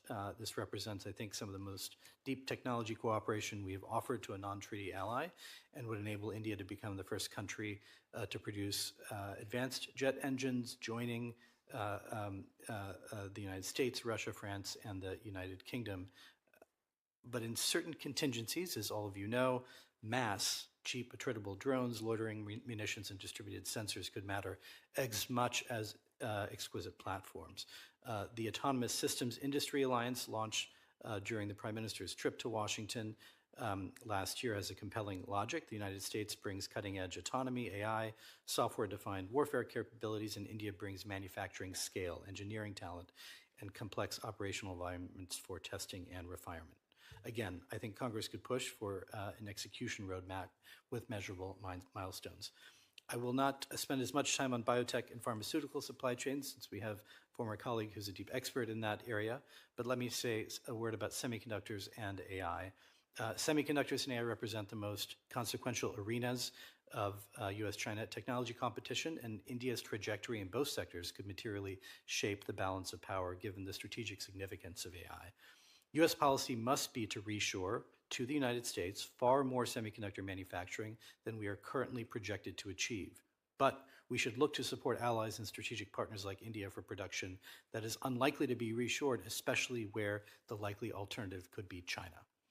India is also an AI application layer powerhouse, the country or countries that figure out how to deliver AI-powered diagnostics to 800 million rural Indians, or AI-driven crop advisories to 150 million farmers could set de facto global standards for how AI is deployed across the developing world.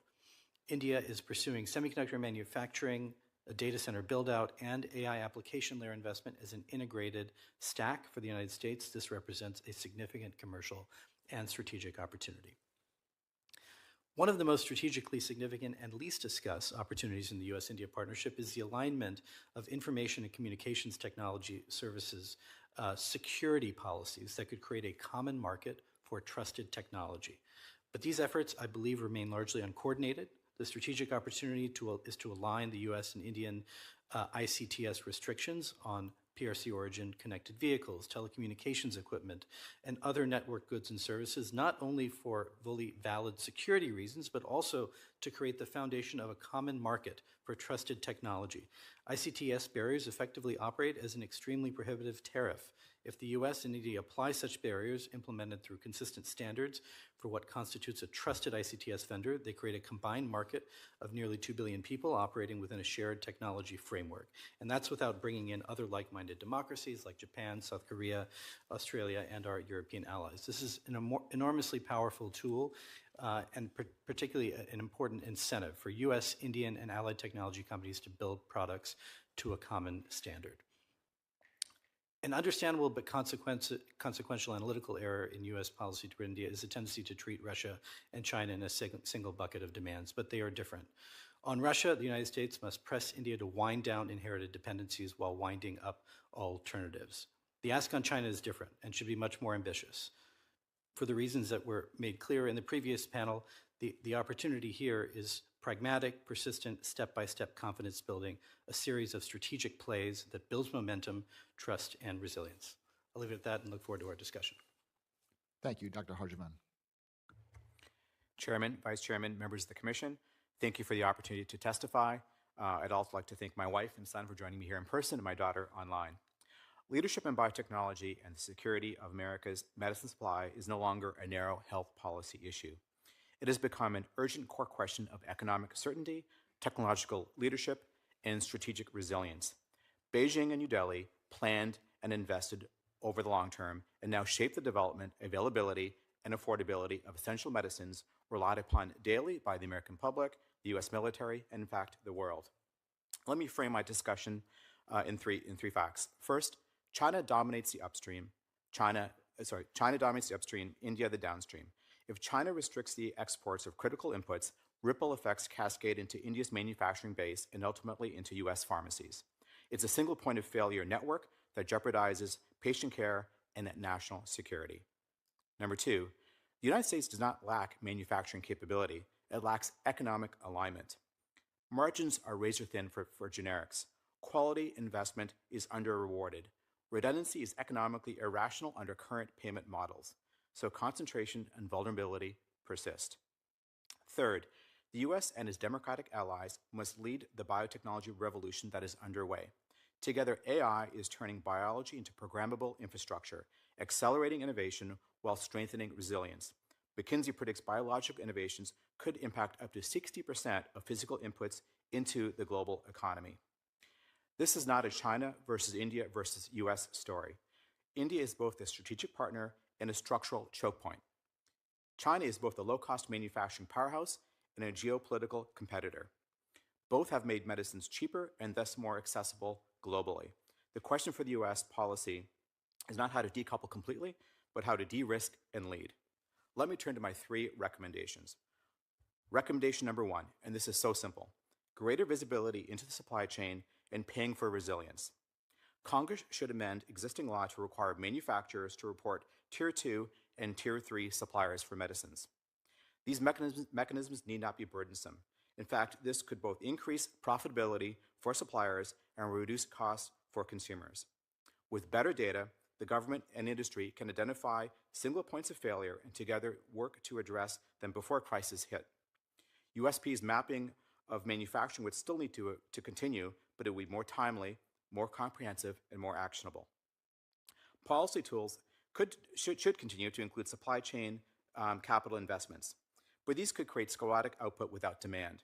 Many companies in the Medical Countermeasures Coalition invest at risk. This is not sustainable. A better mechanism is a predictable market for supply. The federal government, through CMS, the VA, DoD, and the SNS, should shift procurement criteria to explicitly reward multi-year purchasing contracts and pay for resilience. If quality and redundancy reduce systemic risk, they should be economically recognized. If the VA and the DoD won't pay modestly for reduced medicine dependence on China, why would the private sector? Rio's Partners actually has developed some cost-saving models around this. Recommendation number two, and this one is so common sense: build a multilateral resilience compact with our democratic allies with guardrails. India is central to US supply. The strategic move is not to sideline India or other democratic allies. It is to structure the relationship like what we are seeing with critical minerals under President Trump. In fact, we talk about friendshoring and nearshoring. There is no shore with Canada and Mexico. We started the Bio 5 under the Biden administration with Tarun, my colleague, a multilateral resilience framework that included, number 1, joint mapping, number 2, coordinated stockpiling, 3, shared quality oversight, 4, planned diversification, and 5, aggregation of demand. This should be expanded. But guardrails matter with supply assurance commitments with our friends during crises. Resilience cannot be one way. Recommendation number 3, and this one is about hegemony, innovation in manufacturing and regulatory frameworks. Artificial intelligence is transforming life sciences. AI-enabled process control in manufacturing drugs allows real-time monitoring, early detection of deviations, and predictive quality management, reducing shortages and waste. AI also supports continuous and modular biomanufacturing, enabling smaller and distributed production systems that can be reconfigured rapidly, fungibility. Federal funding should prioritize innovation standards for manufacturing medicine, and APICS has good recommendations here. This is not for efficiency, it is for geopolitical leverage.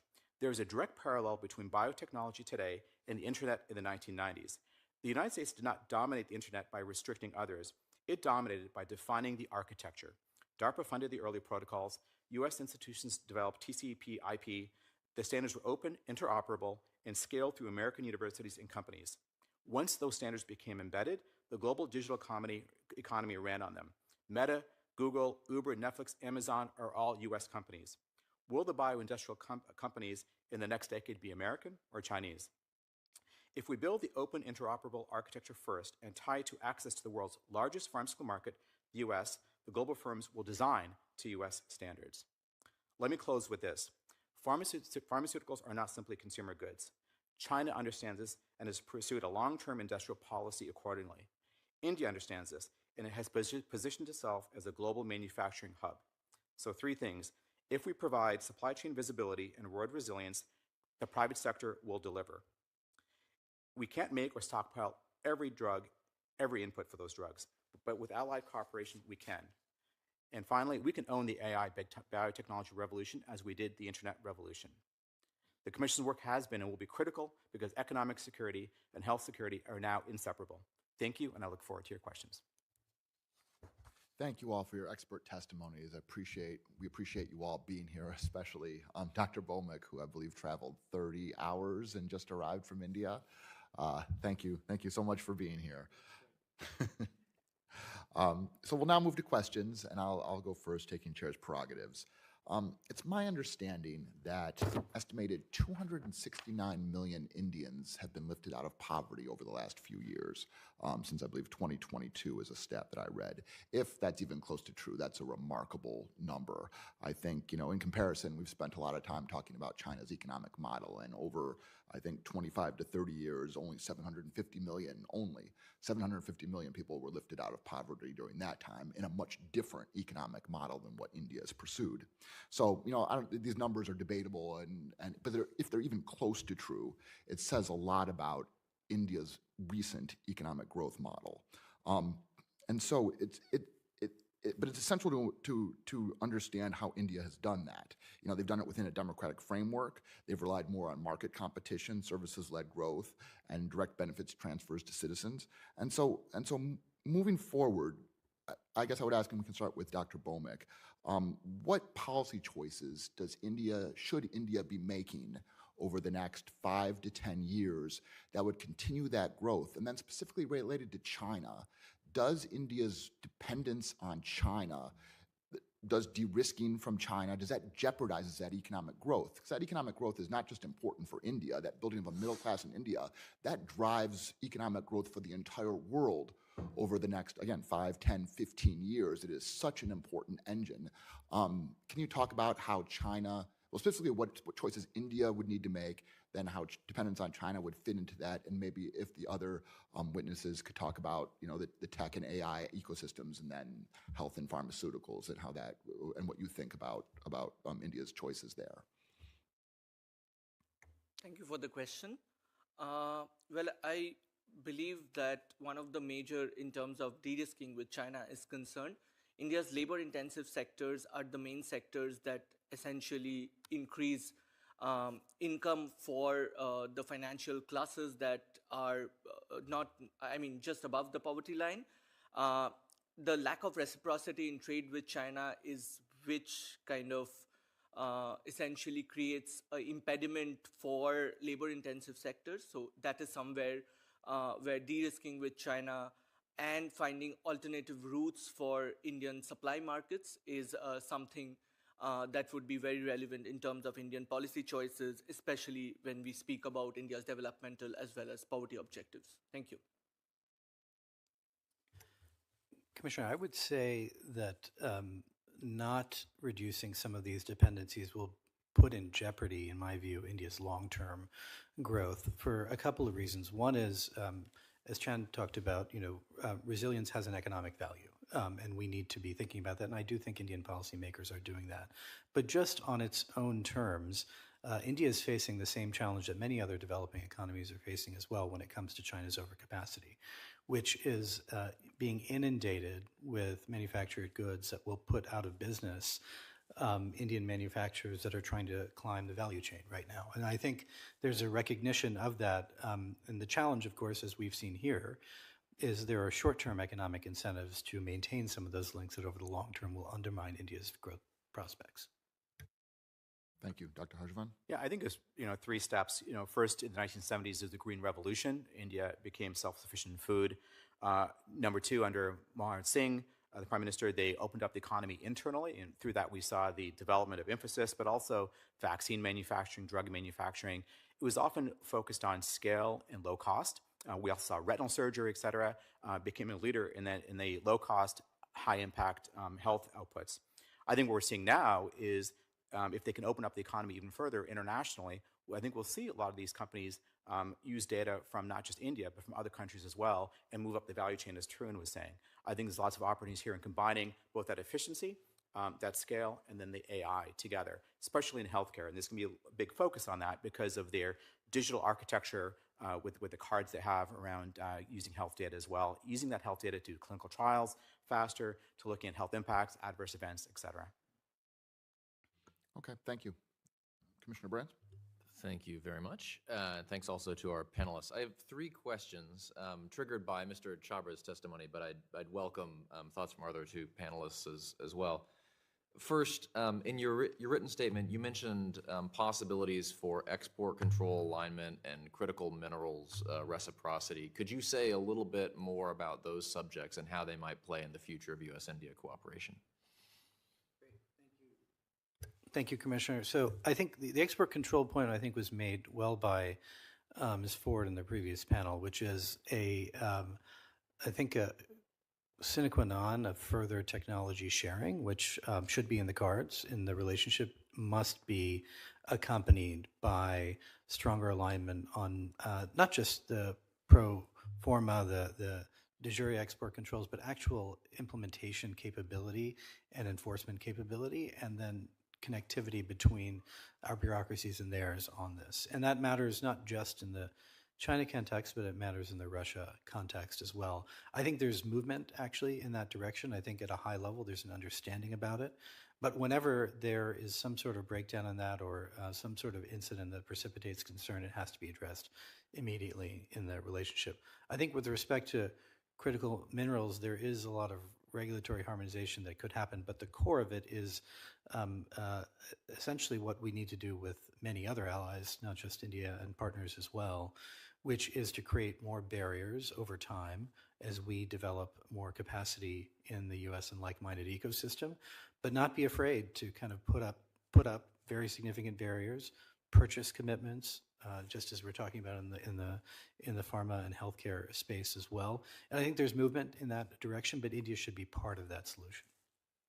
Maybe, if we think about the U.S.-China competition as something that extends globally, how should we be thinking about India as a potential competitive asset to the United States in regions beyond South Asia? I'm thinking about Africa. I'm thinking about issues like digital payments. There may be other and better examples, but is this a subject that you've thought at all about? Yes, absolutely. So I'll give you an example of that, which is I think the U.S. posture toward India's digital public infrastructure, right?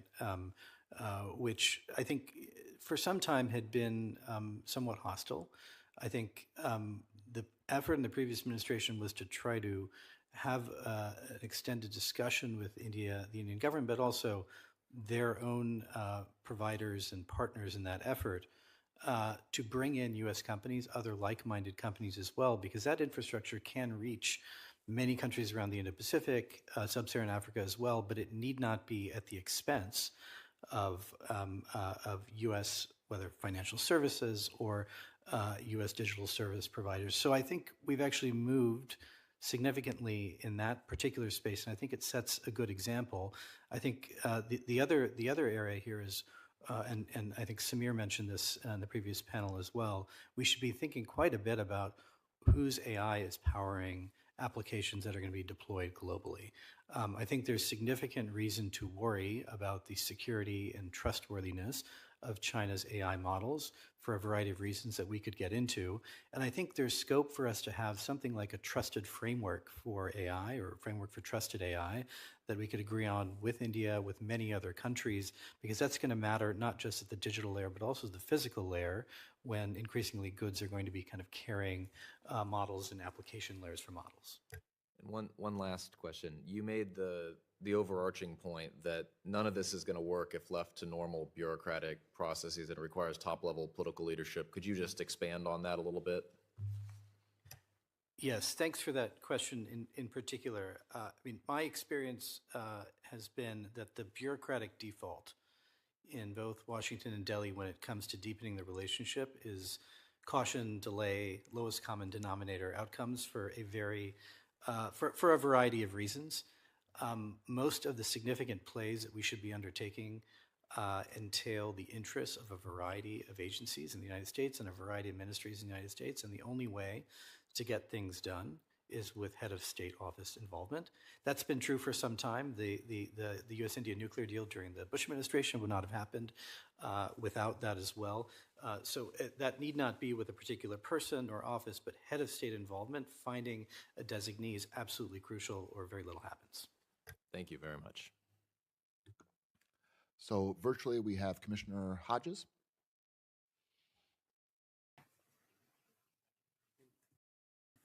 Oh, I'm sorry. Okay. Hey, good morning.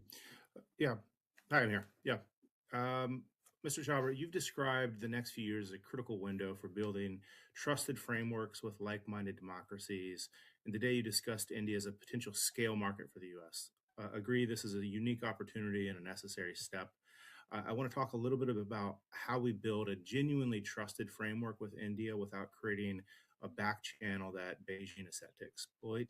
As has been discussed earlier, India remains structurally dependent on Chinese components across its technology supply chains.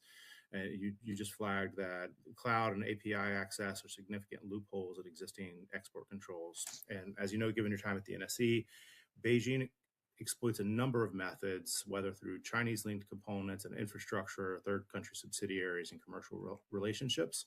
So my question to you is, can you share a little bit more about the alignment on ICT barriers and steps the U.S. and India can take to make the potential scale market more likely in a trusted way?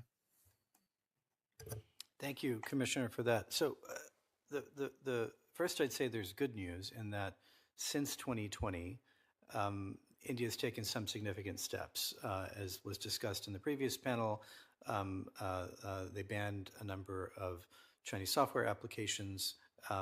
They also undertook a very significant effort to create standards for trusted supply chains when it comes to critical communications goods as well. I think actually setting an example for a number of other countries as well. So I think there's actually a will to do that. The question is how much cost to incur and at what level to kind of cut off some of these supply chains and the importation of these goods. I think this is where bringing the ICTS conversation into broader trade talks is actually quite important because the trade consequences would actually be quite significant.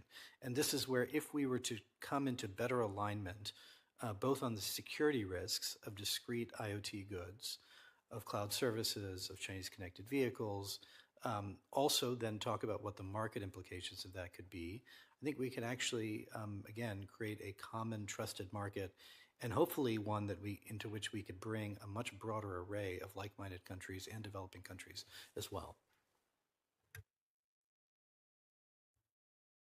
Perfect, thank you. And a quick follow-up on that is, how much of this is government-led versus business engagement from Delhi to the U.S.? Is there a role for the private sector to engage directly to push this, or do you think it needs to be government-led? Thinking about your earlier comments on sort of the appetite for engagement. I'd certainly welcome my co-panelists' views on this as well, but I would say both are essential. The previous administration engaged in was to have national security advisor-led missions with senior business leaders on the U.S. side, meeting with counterparts on the Indian side as well.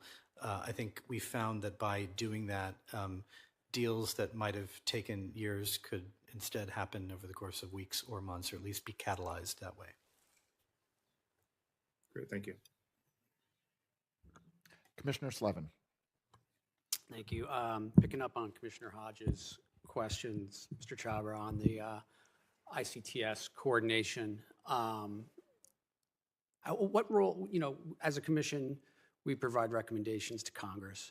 And so interested in your thoughts, and invite the other panelists as well, as to how can Congress kind of deal with these complicated issues that do require some speed and agility that the executive branch is best positioned to often conceive and execute, but where there's a need for durability across administrations? I think it can start with strong oversight of the ICTS authorities that the Commerce Department already has, and which you know very well, Commissioner. I think ensuring that the department is adequately addressing the risks of goods that are being imported from China, which are going to be deeply networked kind of into all sorts of IoT related networks. So the way I think we have to think about this is cars are going to be integrated into smart cities. These cars will also be integrated into our grid to some degree as well.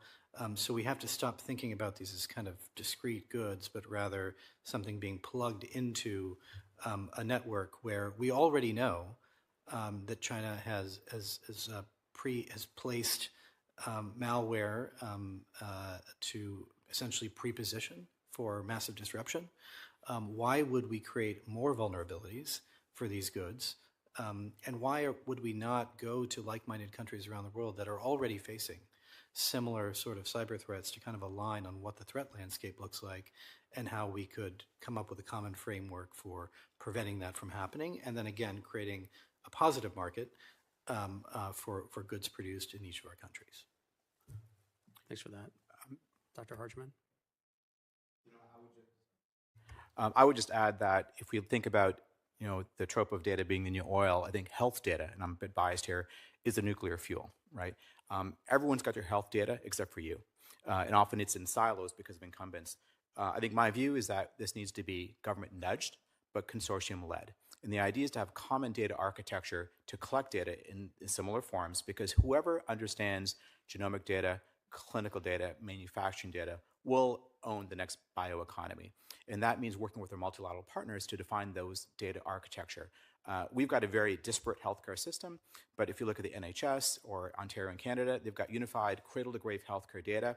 India's got a similar model as well.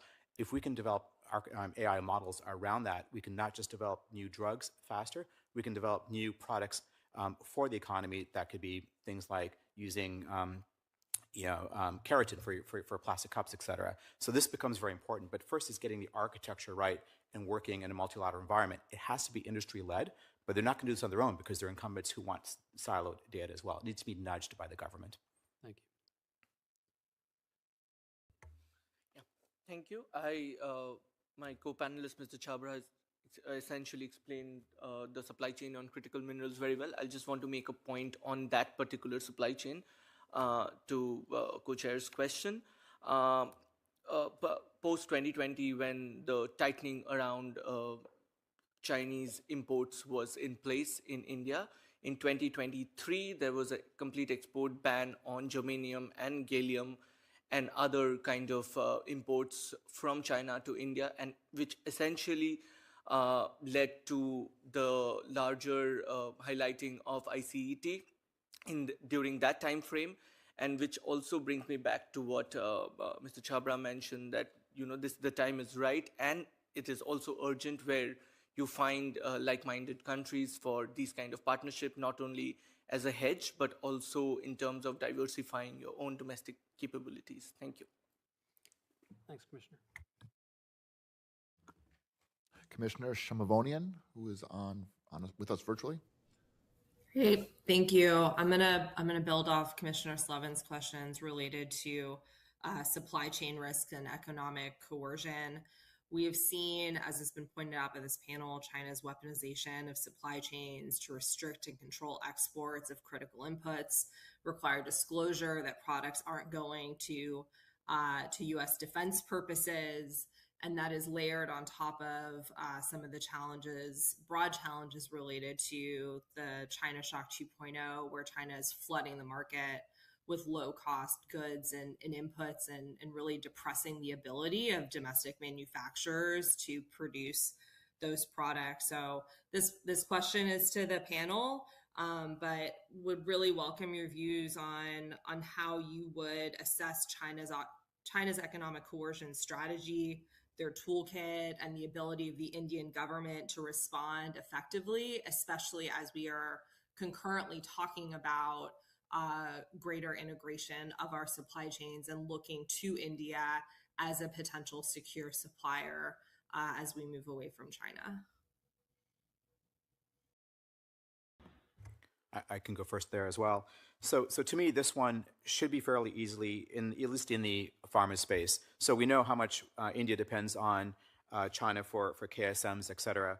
But actually, I kind of want some of my drugs come from China because they're cheap. I just don't want all my drugs to come from China, right? We need diversification of supply. And I think there's a lot of countries who are willing to meet that need, including the US.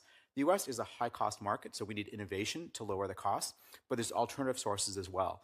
I always make it akin to the fact that a fast food restaurant has got 3 suppliers of tomatoes. They may come from Mexico, they may come from California, they may come from Texas. But when our drugs, we've got one single supplier. And not just the KSMs, but it could be a reagent or a solvent. And we've got multiple points of failure in the drug supply chain. We need diversification across all 3. To achieve that, at least for drugs, it's a very low-cost solution, is advanced market commitments. So right now, at least for drugs, it's a spot market where the cheapest player can come in and supply the drugs. If we have longer-term contracts, 5 years, with known players who've got visibility into the supply chain, we can solve for that problem. We can have better predictability of supply. But we also have better diversification through that supply as well. So to me, at least for drugs, it's not that hard of a problem. It's actually easy to solve. I think it's harder for things like semiconductors. We need fabs, et cetera. But for drugs, this is a pretty fungible manufacturing base.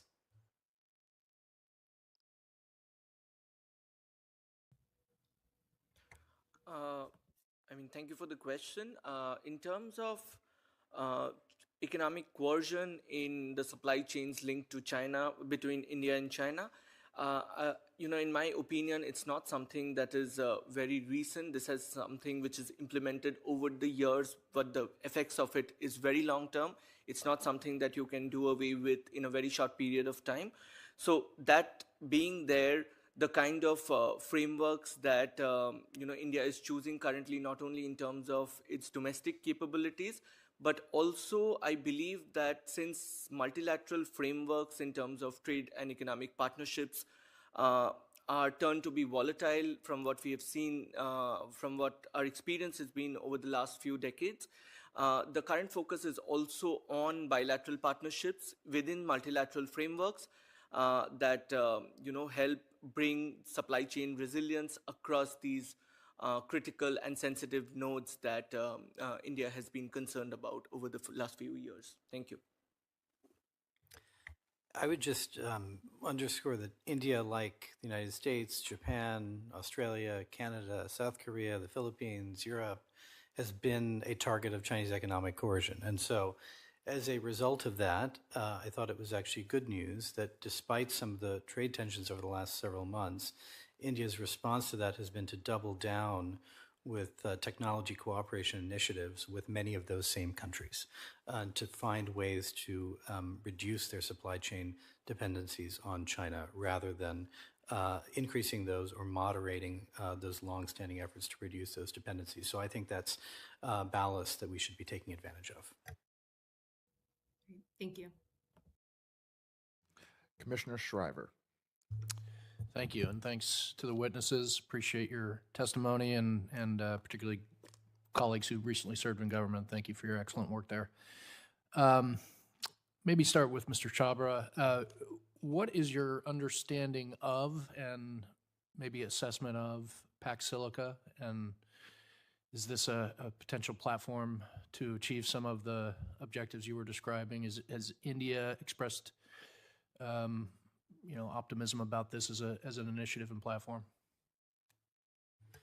Thanks, Commissioner. My understanding is that India is interested in being a part of Pax Silica, and I think the ambition is quite high for it, which is great. I think the question is, where will they focus?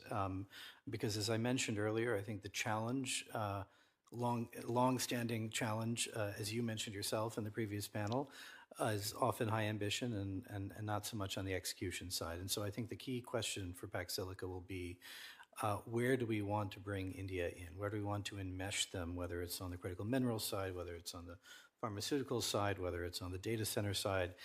What are some very key deliverables that, again, at the head of state level, we can hold our bureaucracies accountable for achieving and set clear goals for the private sector as well? Appreciate it. The other two witnesses, you both in your respective areas talked about resilience. And Mr. Harjavan, you mentioned this is so simple and this is so obvious. And whenever I hear something like that, it makes me think, well, if it's that simple, why hasn't it happened? I mean, what are the obstacles that have prevented a mapping of the supply chain? What are the obstacles? We actually had a discussion and a recommendation that was adjacent to what you're talking about last year. We see the need for data, but Mr. Balmick, you talked about, or Dr. Balmick, you talked about sort of a resilience playbook, early warning, and rather than ad hocing it. So what has stood in the way? Just people haven't come up with the idea, or we haven't had a single belly button saying, I'm going to take charge of this and make it happen, or what have been the obstacles? I think it's natural company behavior. If you're an incumbent, you don't want things to change, right? In the healthcare system, everyone says they're poor, but actually everyone makes a whole lot of money, right? We know how much of the GDP is within the healthcare system. So when I said it's very simple, I was being a bit glib, but it was very simple in the sense of supply chain transparency.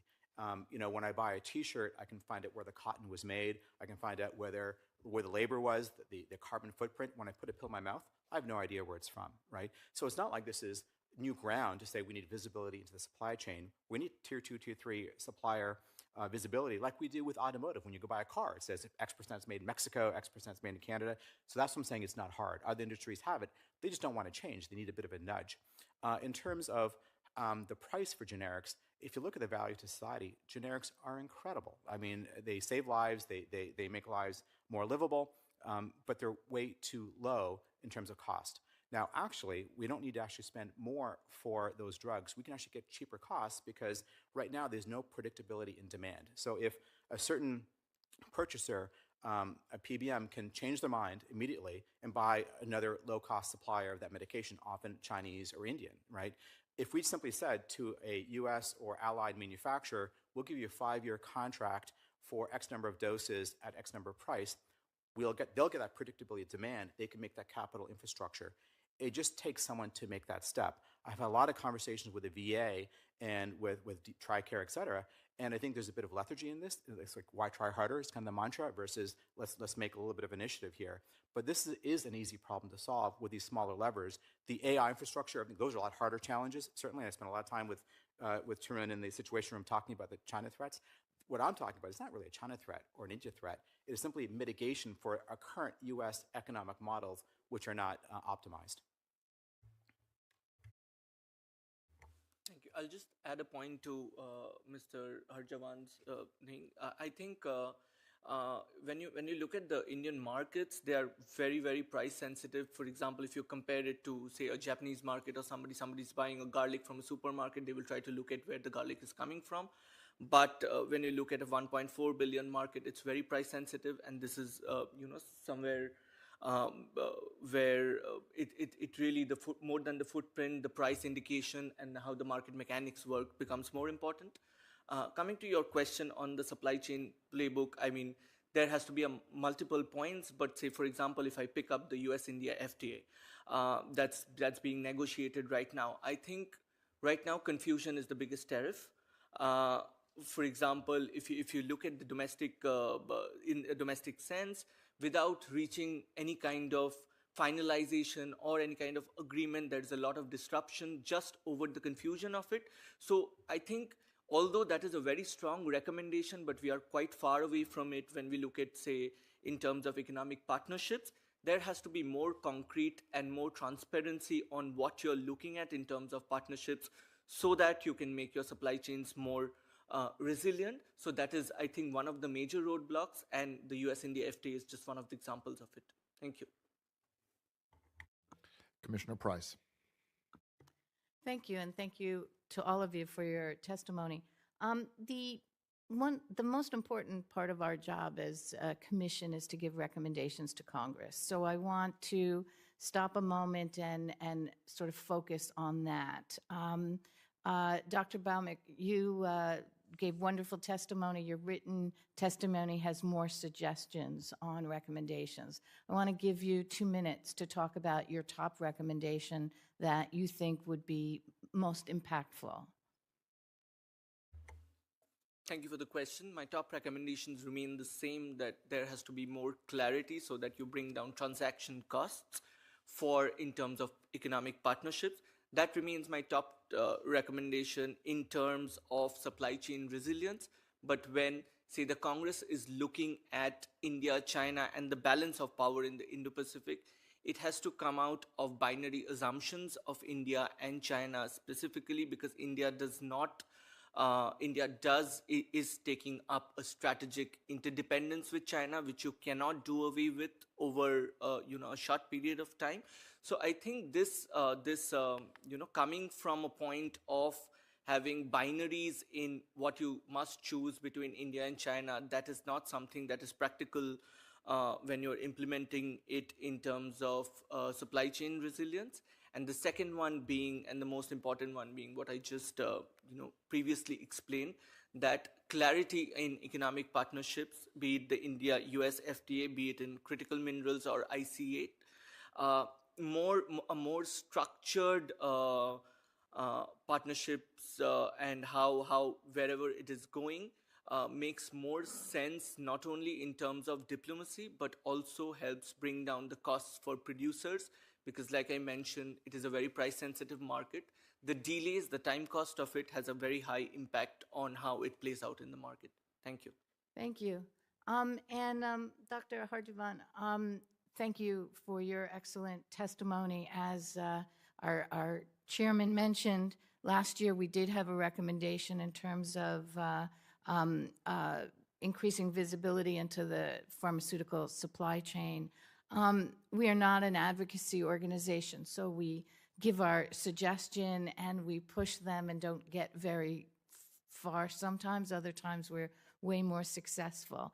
If you had a message, obviously your testimony, but a shorter message that we should be using to get their attention or get the public's attention so that they can push members of Congress, what would that be, or how would you say it? Yeah, I think supply chain visibility will, the most reduce costs for medications. It is not an extra burden. It will reduce costs because if you have that visibility, you can have that guaranteed purchase commitments as well. Those commitments are trivial in terms of the costs. So for penicillin and amoxicillin, 14-day supply, right now we depend almost wholly on China for the precursors for amoxicillin. If we simply said, let's map the supply chain, understand where the choke points are, pay a little bit more for resilience. And again, for a 14-day supply, I'm talking about increasing it from $10 to maybe $11 at most. And in fact, if you have longer term contracts, that supplier may actually, and I've talked to a lot of these suppliers, they may even reduce the price because now they know they've got a 5-year commitment. So your antibiotic may go down to $8 for a course of therapy. So we're going to reduce costs and resolve the supply chain resiliency or choke point issue as well. So this is what I'm saying. I'm a bit glib, but this is an easy thing to solve because it doesn't cost more money. In fact, it could save costs, and it would improve patients' lives as well. So making it into a social media post, something as simple as decrease cost for constituents, map your supply chain. Better quality drug. You know where they're made, you know how they're made, the quality increases, and it's cheaper. So you're getting better quality drugs at a lower cost that don't go into shortage. Those are my 3 points. Thank you. Mr. Chabra, what's your best recommendation that you would like to see Congress do? Again, I think there's enormous opportunity in aligning our ICTS restrictions with China because it's not just a matter of security, but it's a matter of creating a common market and much more predictability for kind of joint efforts on manufacturing and opportunities in a consumer and industrial market too. A couple things we haven't talked about but was touched on the last panel. Number one, on the defense side, we could be focusing much more, I think, on defense articles are at their core commercial goods and then are supplemented with more sensitive items. We've seen deals there go much, much quicker, co-production opportunities. Anduril comes to mind, for example, as a company that's been pursuing opportunities there. And then I would take that, tie it to our cooperation in the Indian Ocean space, where there's a real strategic need, both here and in India as well, to have much better awareness and cooperation and look at co-production opportunities that could specifically address our shared strategic concerns. Thank you all. Commissioner Kuiken. Thank you. I'd like to put this question to the panel. So one of our former commissioners, Mike Wessel, when I joined the commission, took me out to breakfast one morning and told me the commission was the over-the-horizon commission, not the alligator closest to the boat commission. And so I'm trying to think about looking out 24 months or 36 months as I hear all of you talk, and everything feels like it's sort of in the next 12 months. As we think about biotech, not pharmaceuticals, but bioindustrials, materials and things like that, as we think about quantum, as we think about the convergence of artificial intelligence with some of those emerging technologies, how should we think about the U.S.-India opportunity, and where should we be making investments that aren't going to pay dividends in the next 12 months, but maybe in the next 3 years? As Mr. Chabra told me when he was still in government, India is a strategic partner, and we need to think about it not in sort of in the day-to-day all the time, but in the sort of over-the-horizon piece, just like Commissioner Wessel used to say. So welcome your reaction to that, and then I might have some follow-ups.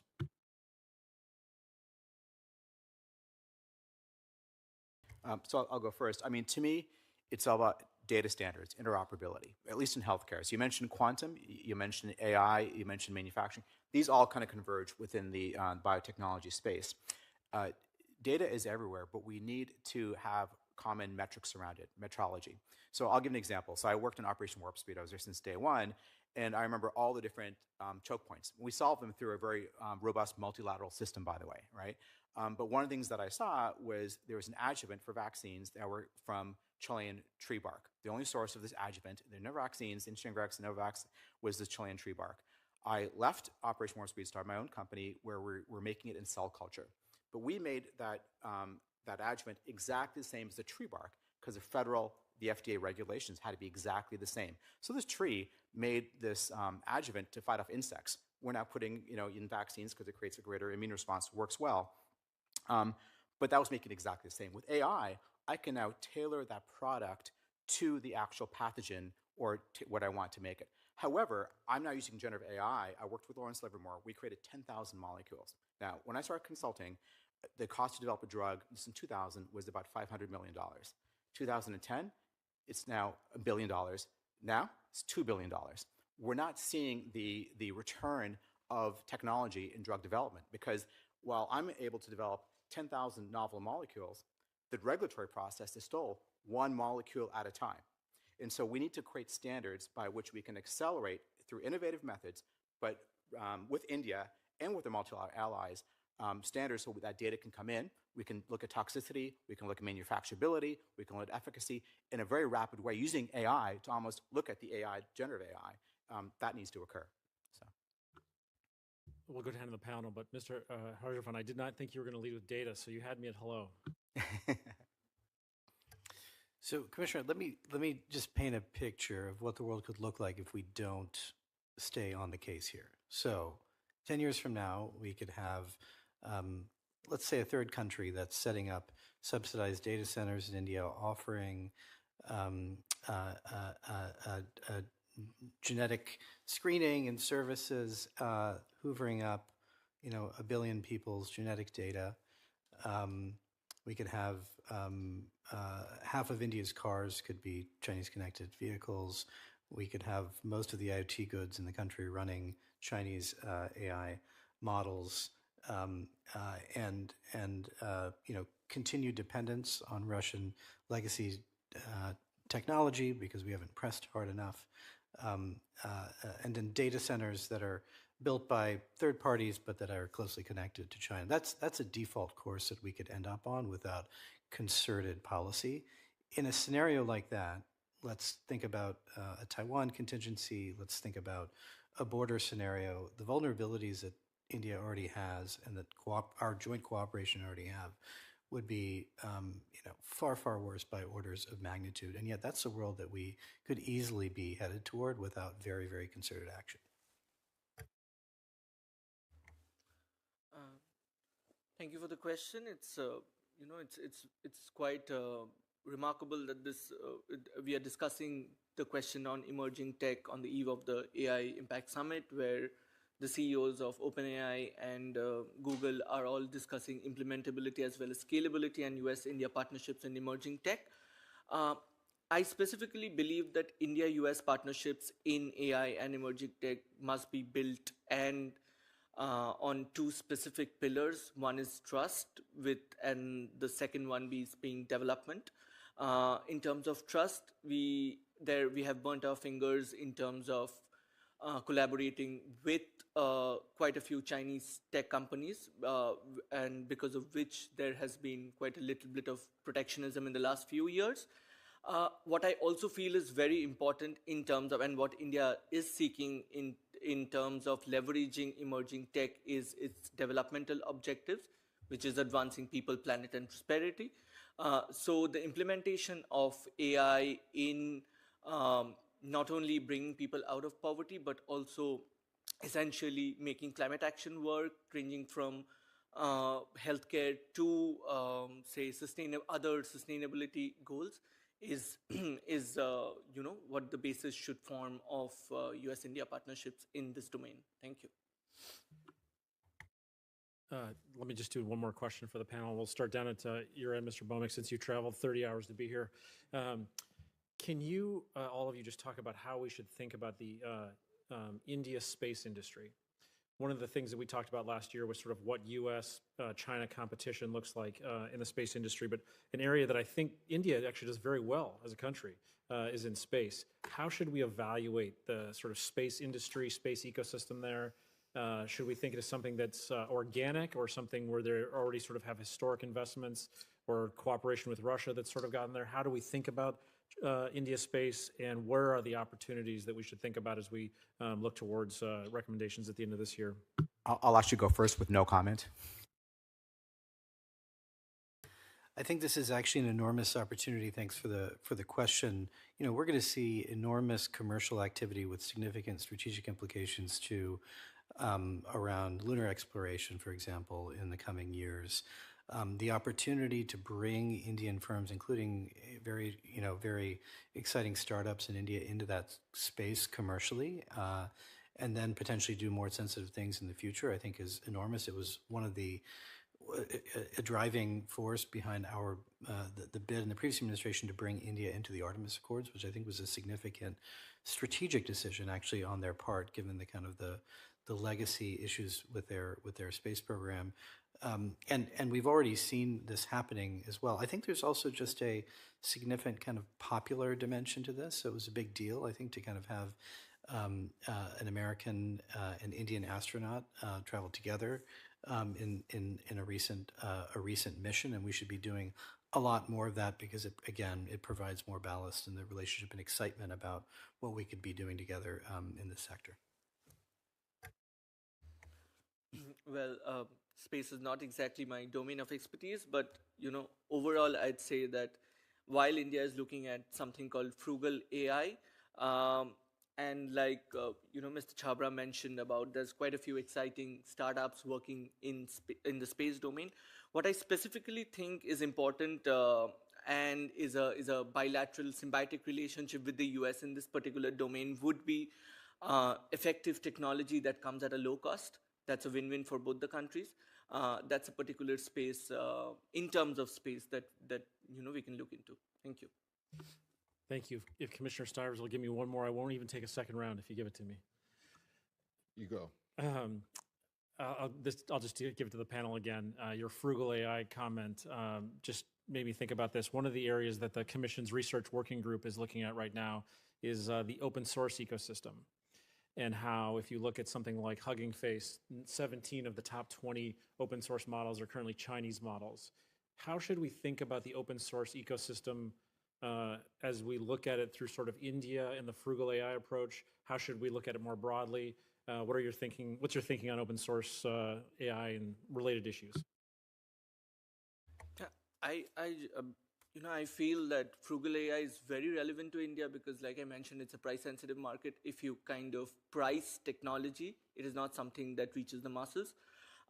So, I wouldn't have a specific answer to that, but I'd like to say that, this is something that investments are required to keep the inclusivity aspect on in terms of technology. Thank you. I think the price sensitivity in the Indian market is something that American firms have navigated before and quite successfully in many cases. I think, though, it's important to be very clear about what some of the risks are of using China's AI models. And, those, I mentioned it a bit earlier, but let me say a little bit more about it. Those include misalignment. They include what some researchers have called sleeper agents, where you could kind of activate certain behaviors in the models that you don't want to see, a political bias as well, and also using models where the product has actually been built from what's called distillation, which is essentially kind of industrial espionage as well. And so I think those need to be known. That actually has nothing to do with whether a model is open or proprietary. It's really about whether you trust the vendor. And so to some degree, I think I'm a little bit puzzled as to why we don't have more of a focus on trusted AI. We had a significant policy focus, which I think was excellent, on trusted telecom. AI is going to be much more pervasive, right, across the economy in terms of strategic significance, and we need to have a framework for trust there as well, independent of the question of whether models are open or proprietary. I'm just going to build on that and harp on my notion about interoperable architecture. Trust is so important. And I think China doesn't have a lot of trust. India's got a lot of data. It could be a frugal AI system. It could be open. We don't know what's going to emerge. But I do think the United States, not alone, but with its multilateral partners, can develop these interoperable architectures. And if we do that, it can be trusted. And industry likes predictability. Once you create these standards, I think whether the US companies, our democratic allies, will invest more in these and we'll see more outputs as well. But we've got to create that architecture by which they can invest against, that is trusted, and so consumers trusted, investors trusted, et cetera. Right now, it's a Wild West. I understand that. But if we create that standard platform, we can accelerate things, but with trust and with higher output. Dr. Bhowmick, we've talked a lot today about defense, technology, supply chains. We actually haven't talked that much about trade. Agreement about 2 weeks ago, the U.S. agreed to reduce tariffs from 50% to 18%. From what I've read, India reduced tariffs on industrial goods to 13.5%. What's your opinion of the trade relationship and the new deal that was just announced 2 weeks ago?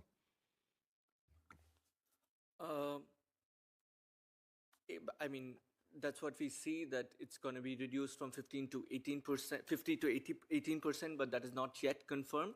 What I see in terms of the sector specific of the trade agreement is that while a lot of agricultural and labor intensive sectors are said to be protected, but we are yet to have clarity on that. So that is one very sensitive point of the FTA that still needs a sort of solution. But like apart from that, what I previously mentioned, that in terms of the US-India FTA right now, confusion is the biggest tariff. We still don't have clarity, which is leading to quite a bit of, say, domestic, quite a lot of domestic sectors feeling disturbed, I'd say, in their natural transaction and in their forecasting of the hedging processes that needs to be undertaken. So that is that stays one of the main points. Apart from that, of course, labor-intensive sectors, be it dairy, agriculture, textiles, that is one aspect that needs to be, looked into. Thank you. Okay, thank you. Commissioner Price. Thank you. Just a couple of technical questions. First, I was going to ask, I'll start with Mr. Chabra. You talked in your testimony about creating these trusted standards, and then we just talked about it several more times. Can you just get into the weeds a little bit with me? Government doing it, industry doing it, partnership doing it. How would this work, and what needs to happen to get it started?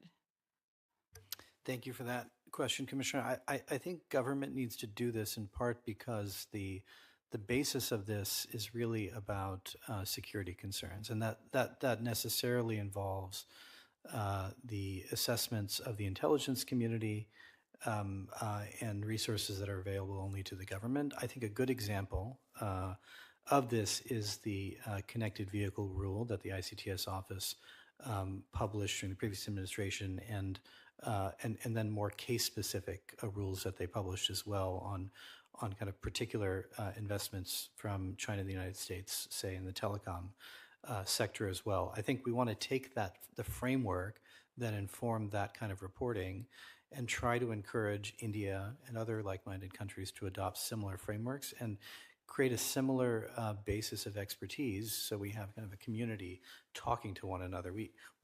Some of this work began actually under the auspices of the State Department, bringing around 15 countries to talk about some of these issues, but it was in early 2024, and I think that needs to be carried forward. I think this relates also to the question about the trade deal, which is hopefully we can now get to the next stage of kind of discussions, which I think is what are the steps we can take, including regulatory alignment like this, that help us both reduce our vulnerability to China's economic coercion and also reduce our exposure to China's economic predatory practices. And if that's kind of the shared goal, I think there's a lot we could do in the regulatory space together. Are there standards that we use already, and this would be building on it, or are you saying it's Wild West? I think the standards that were promulgated by the Commerce Department, for example, on connected vehicles, were quite good and could be adopted easily by other countries. I think similarly, there are standards around security for data centers as well. And again, I would suggest that there should be a framework around trusted AI that's more nascent, but something I think a lot of industry actors would be happy to work with the government on. Thank you. And one last question, Dr. Baumick.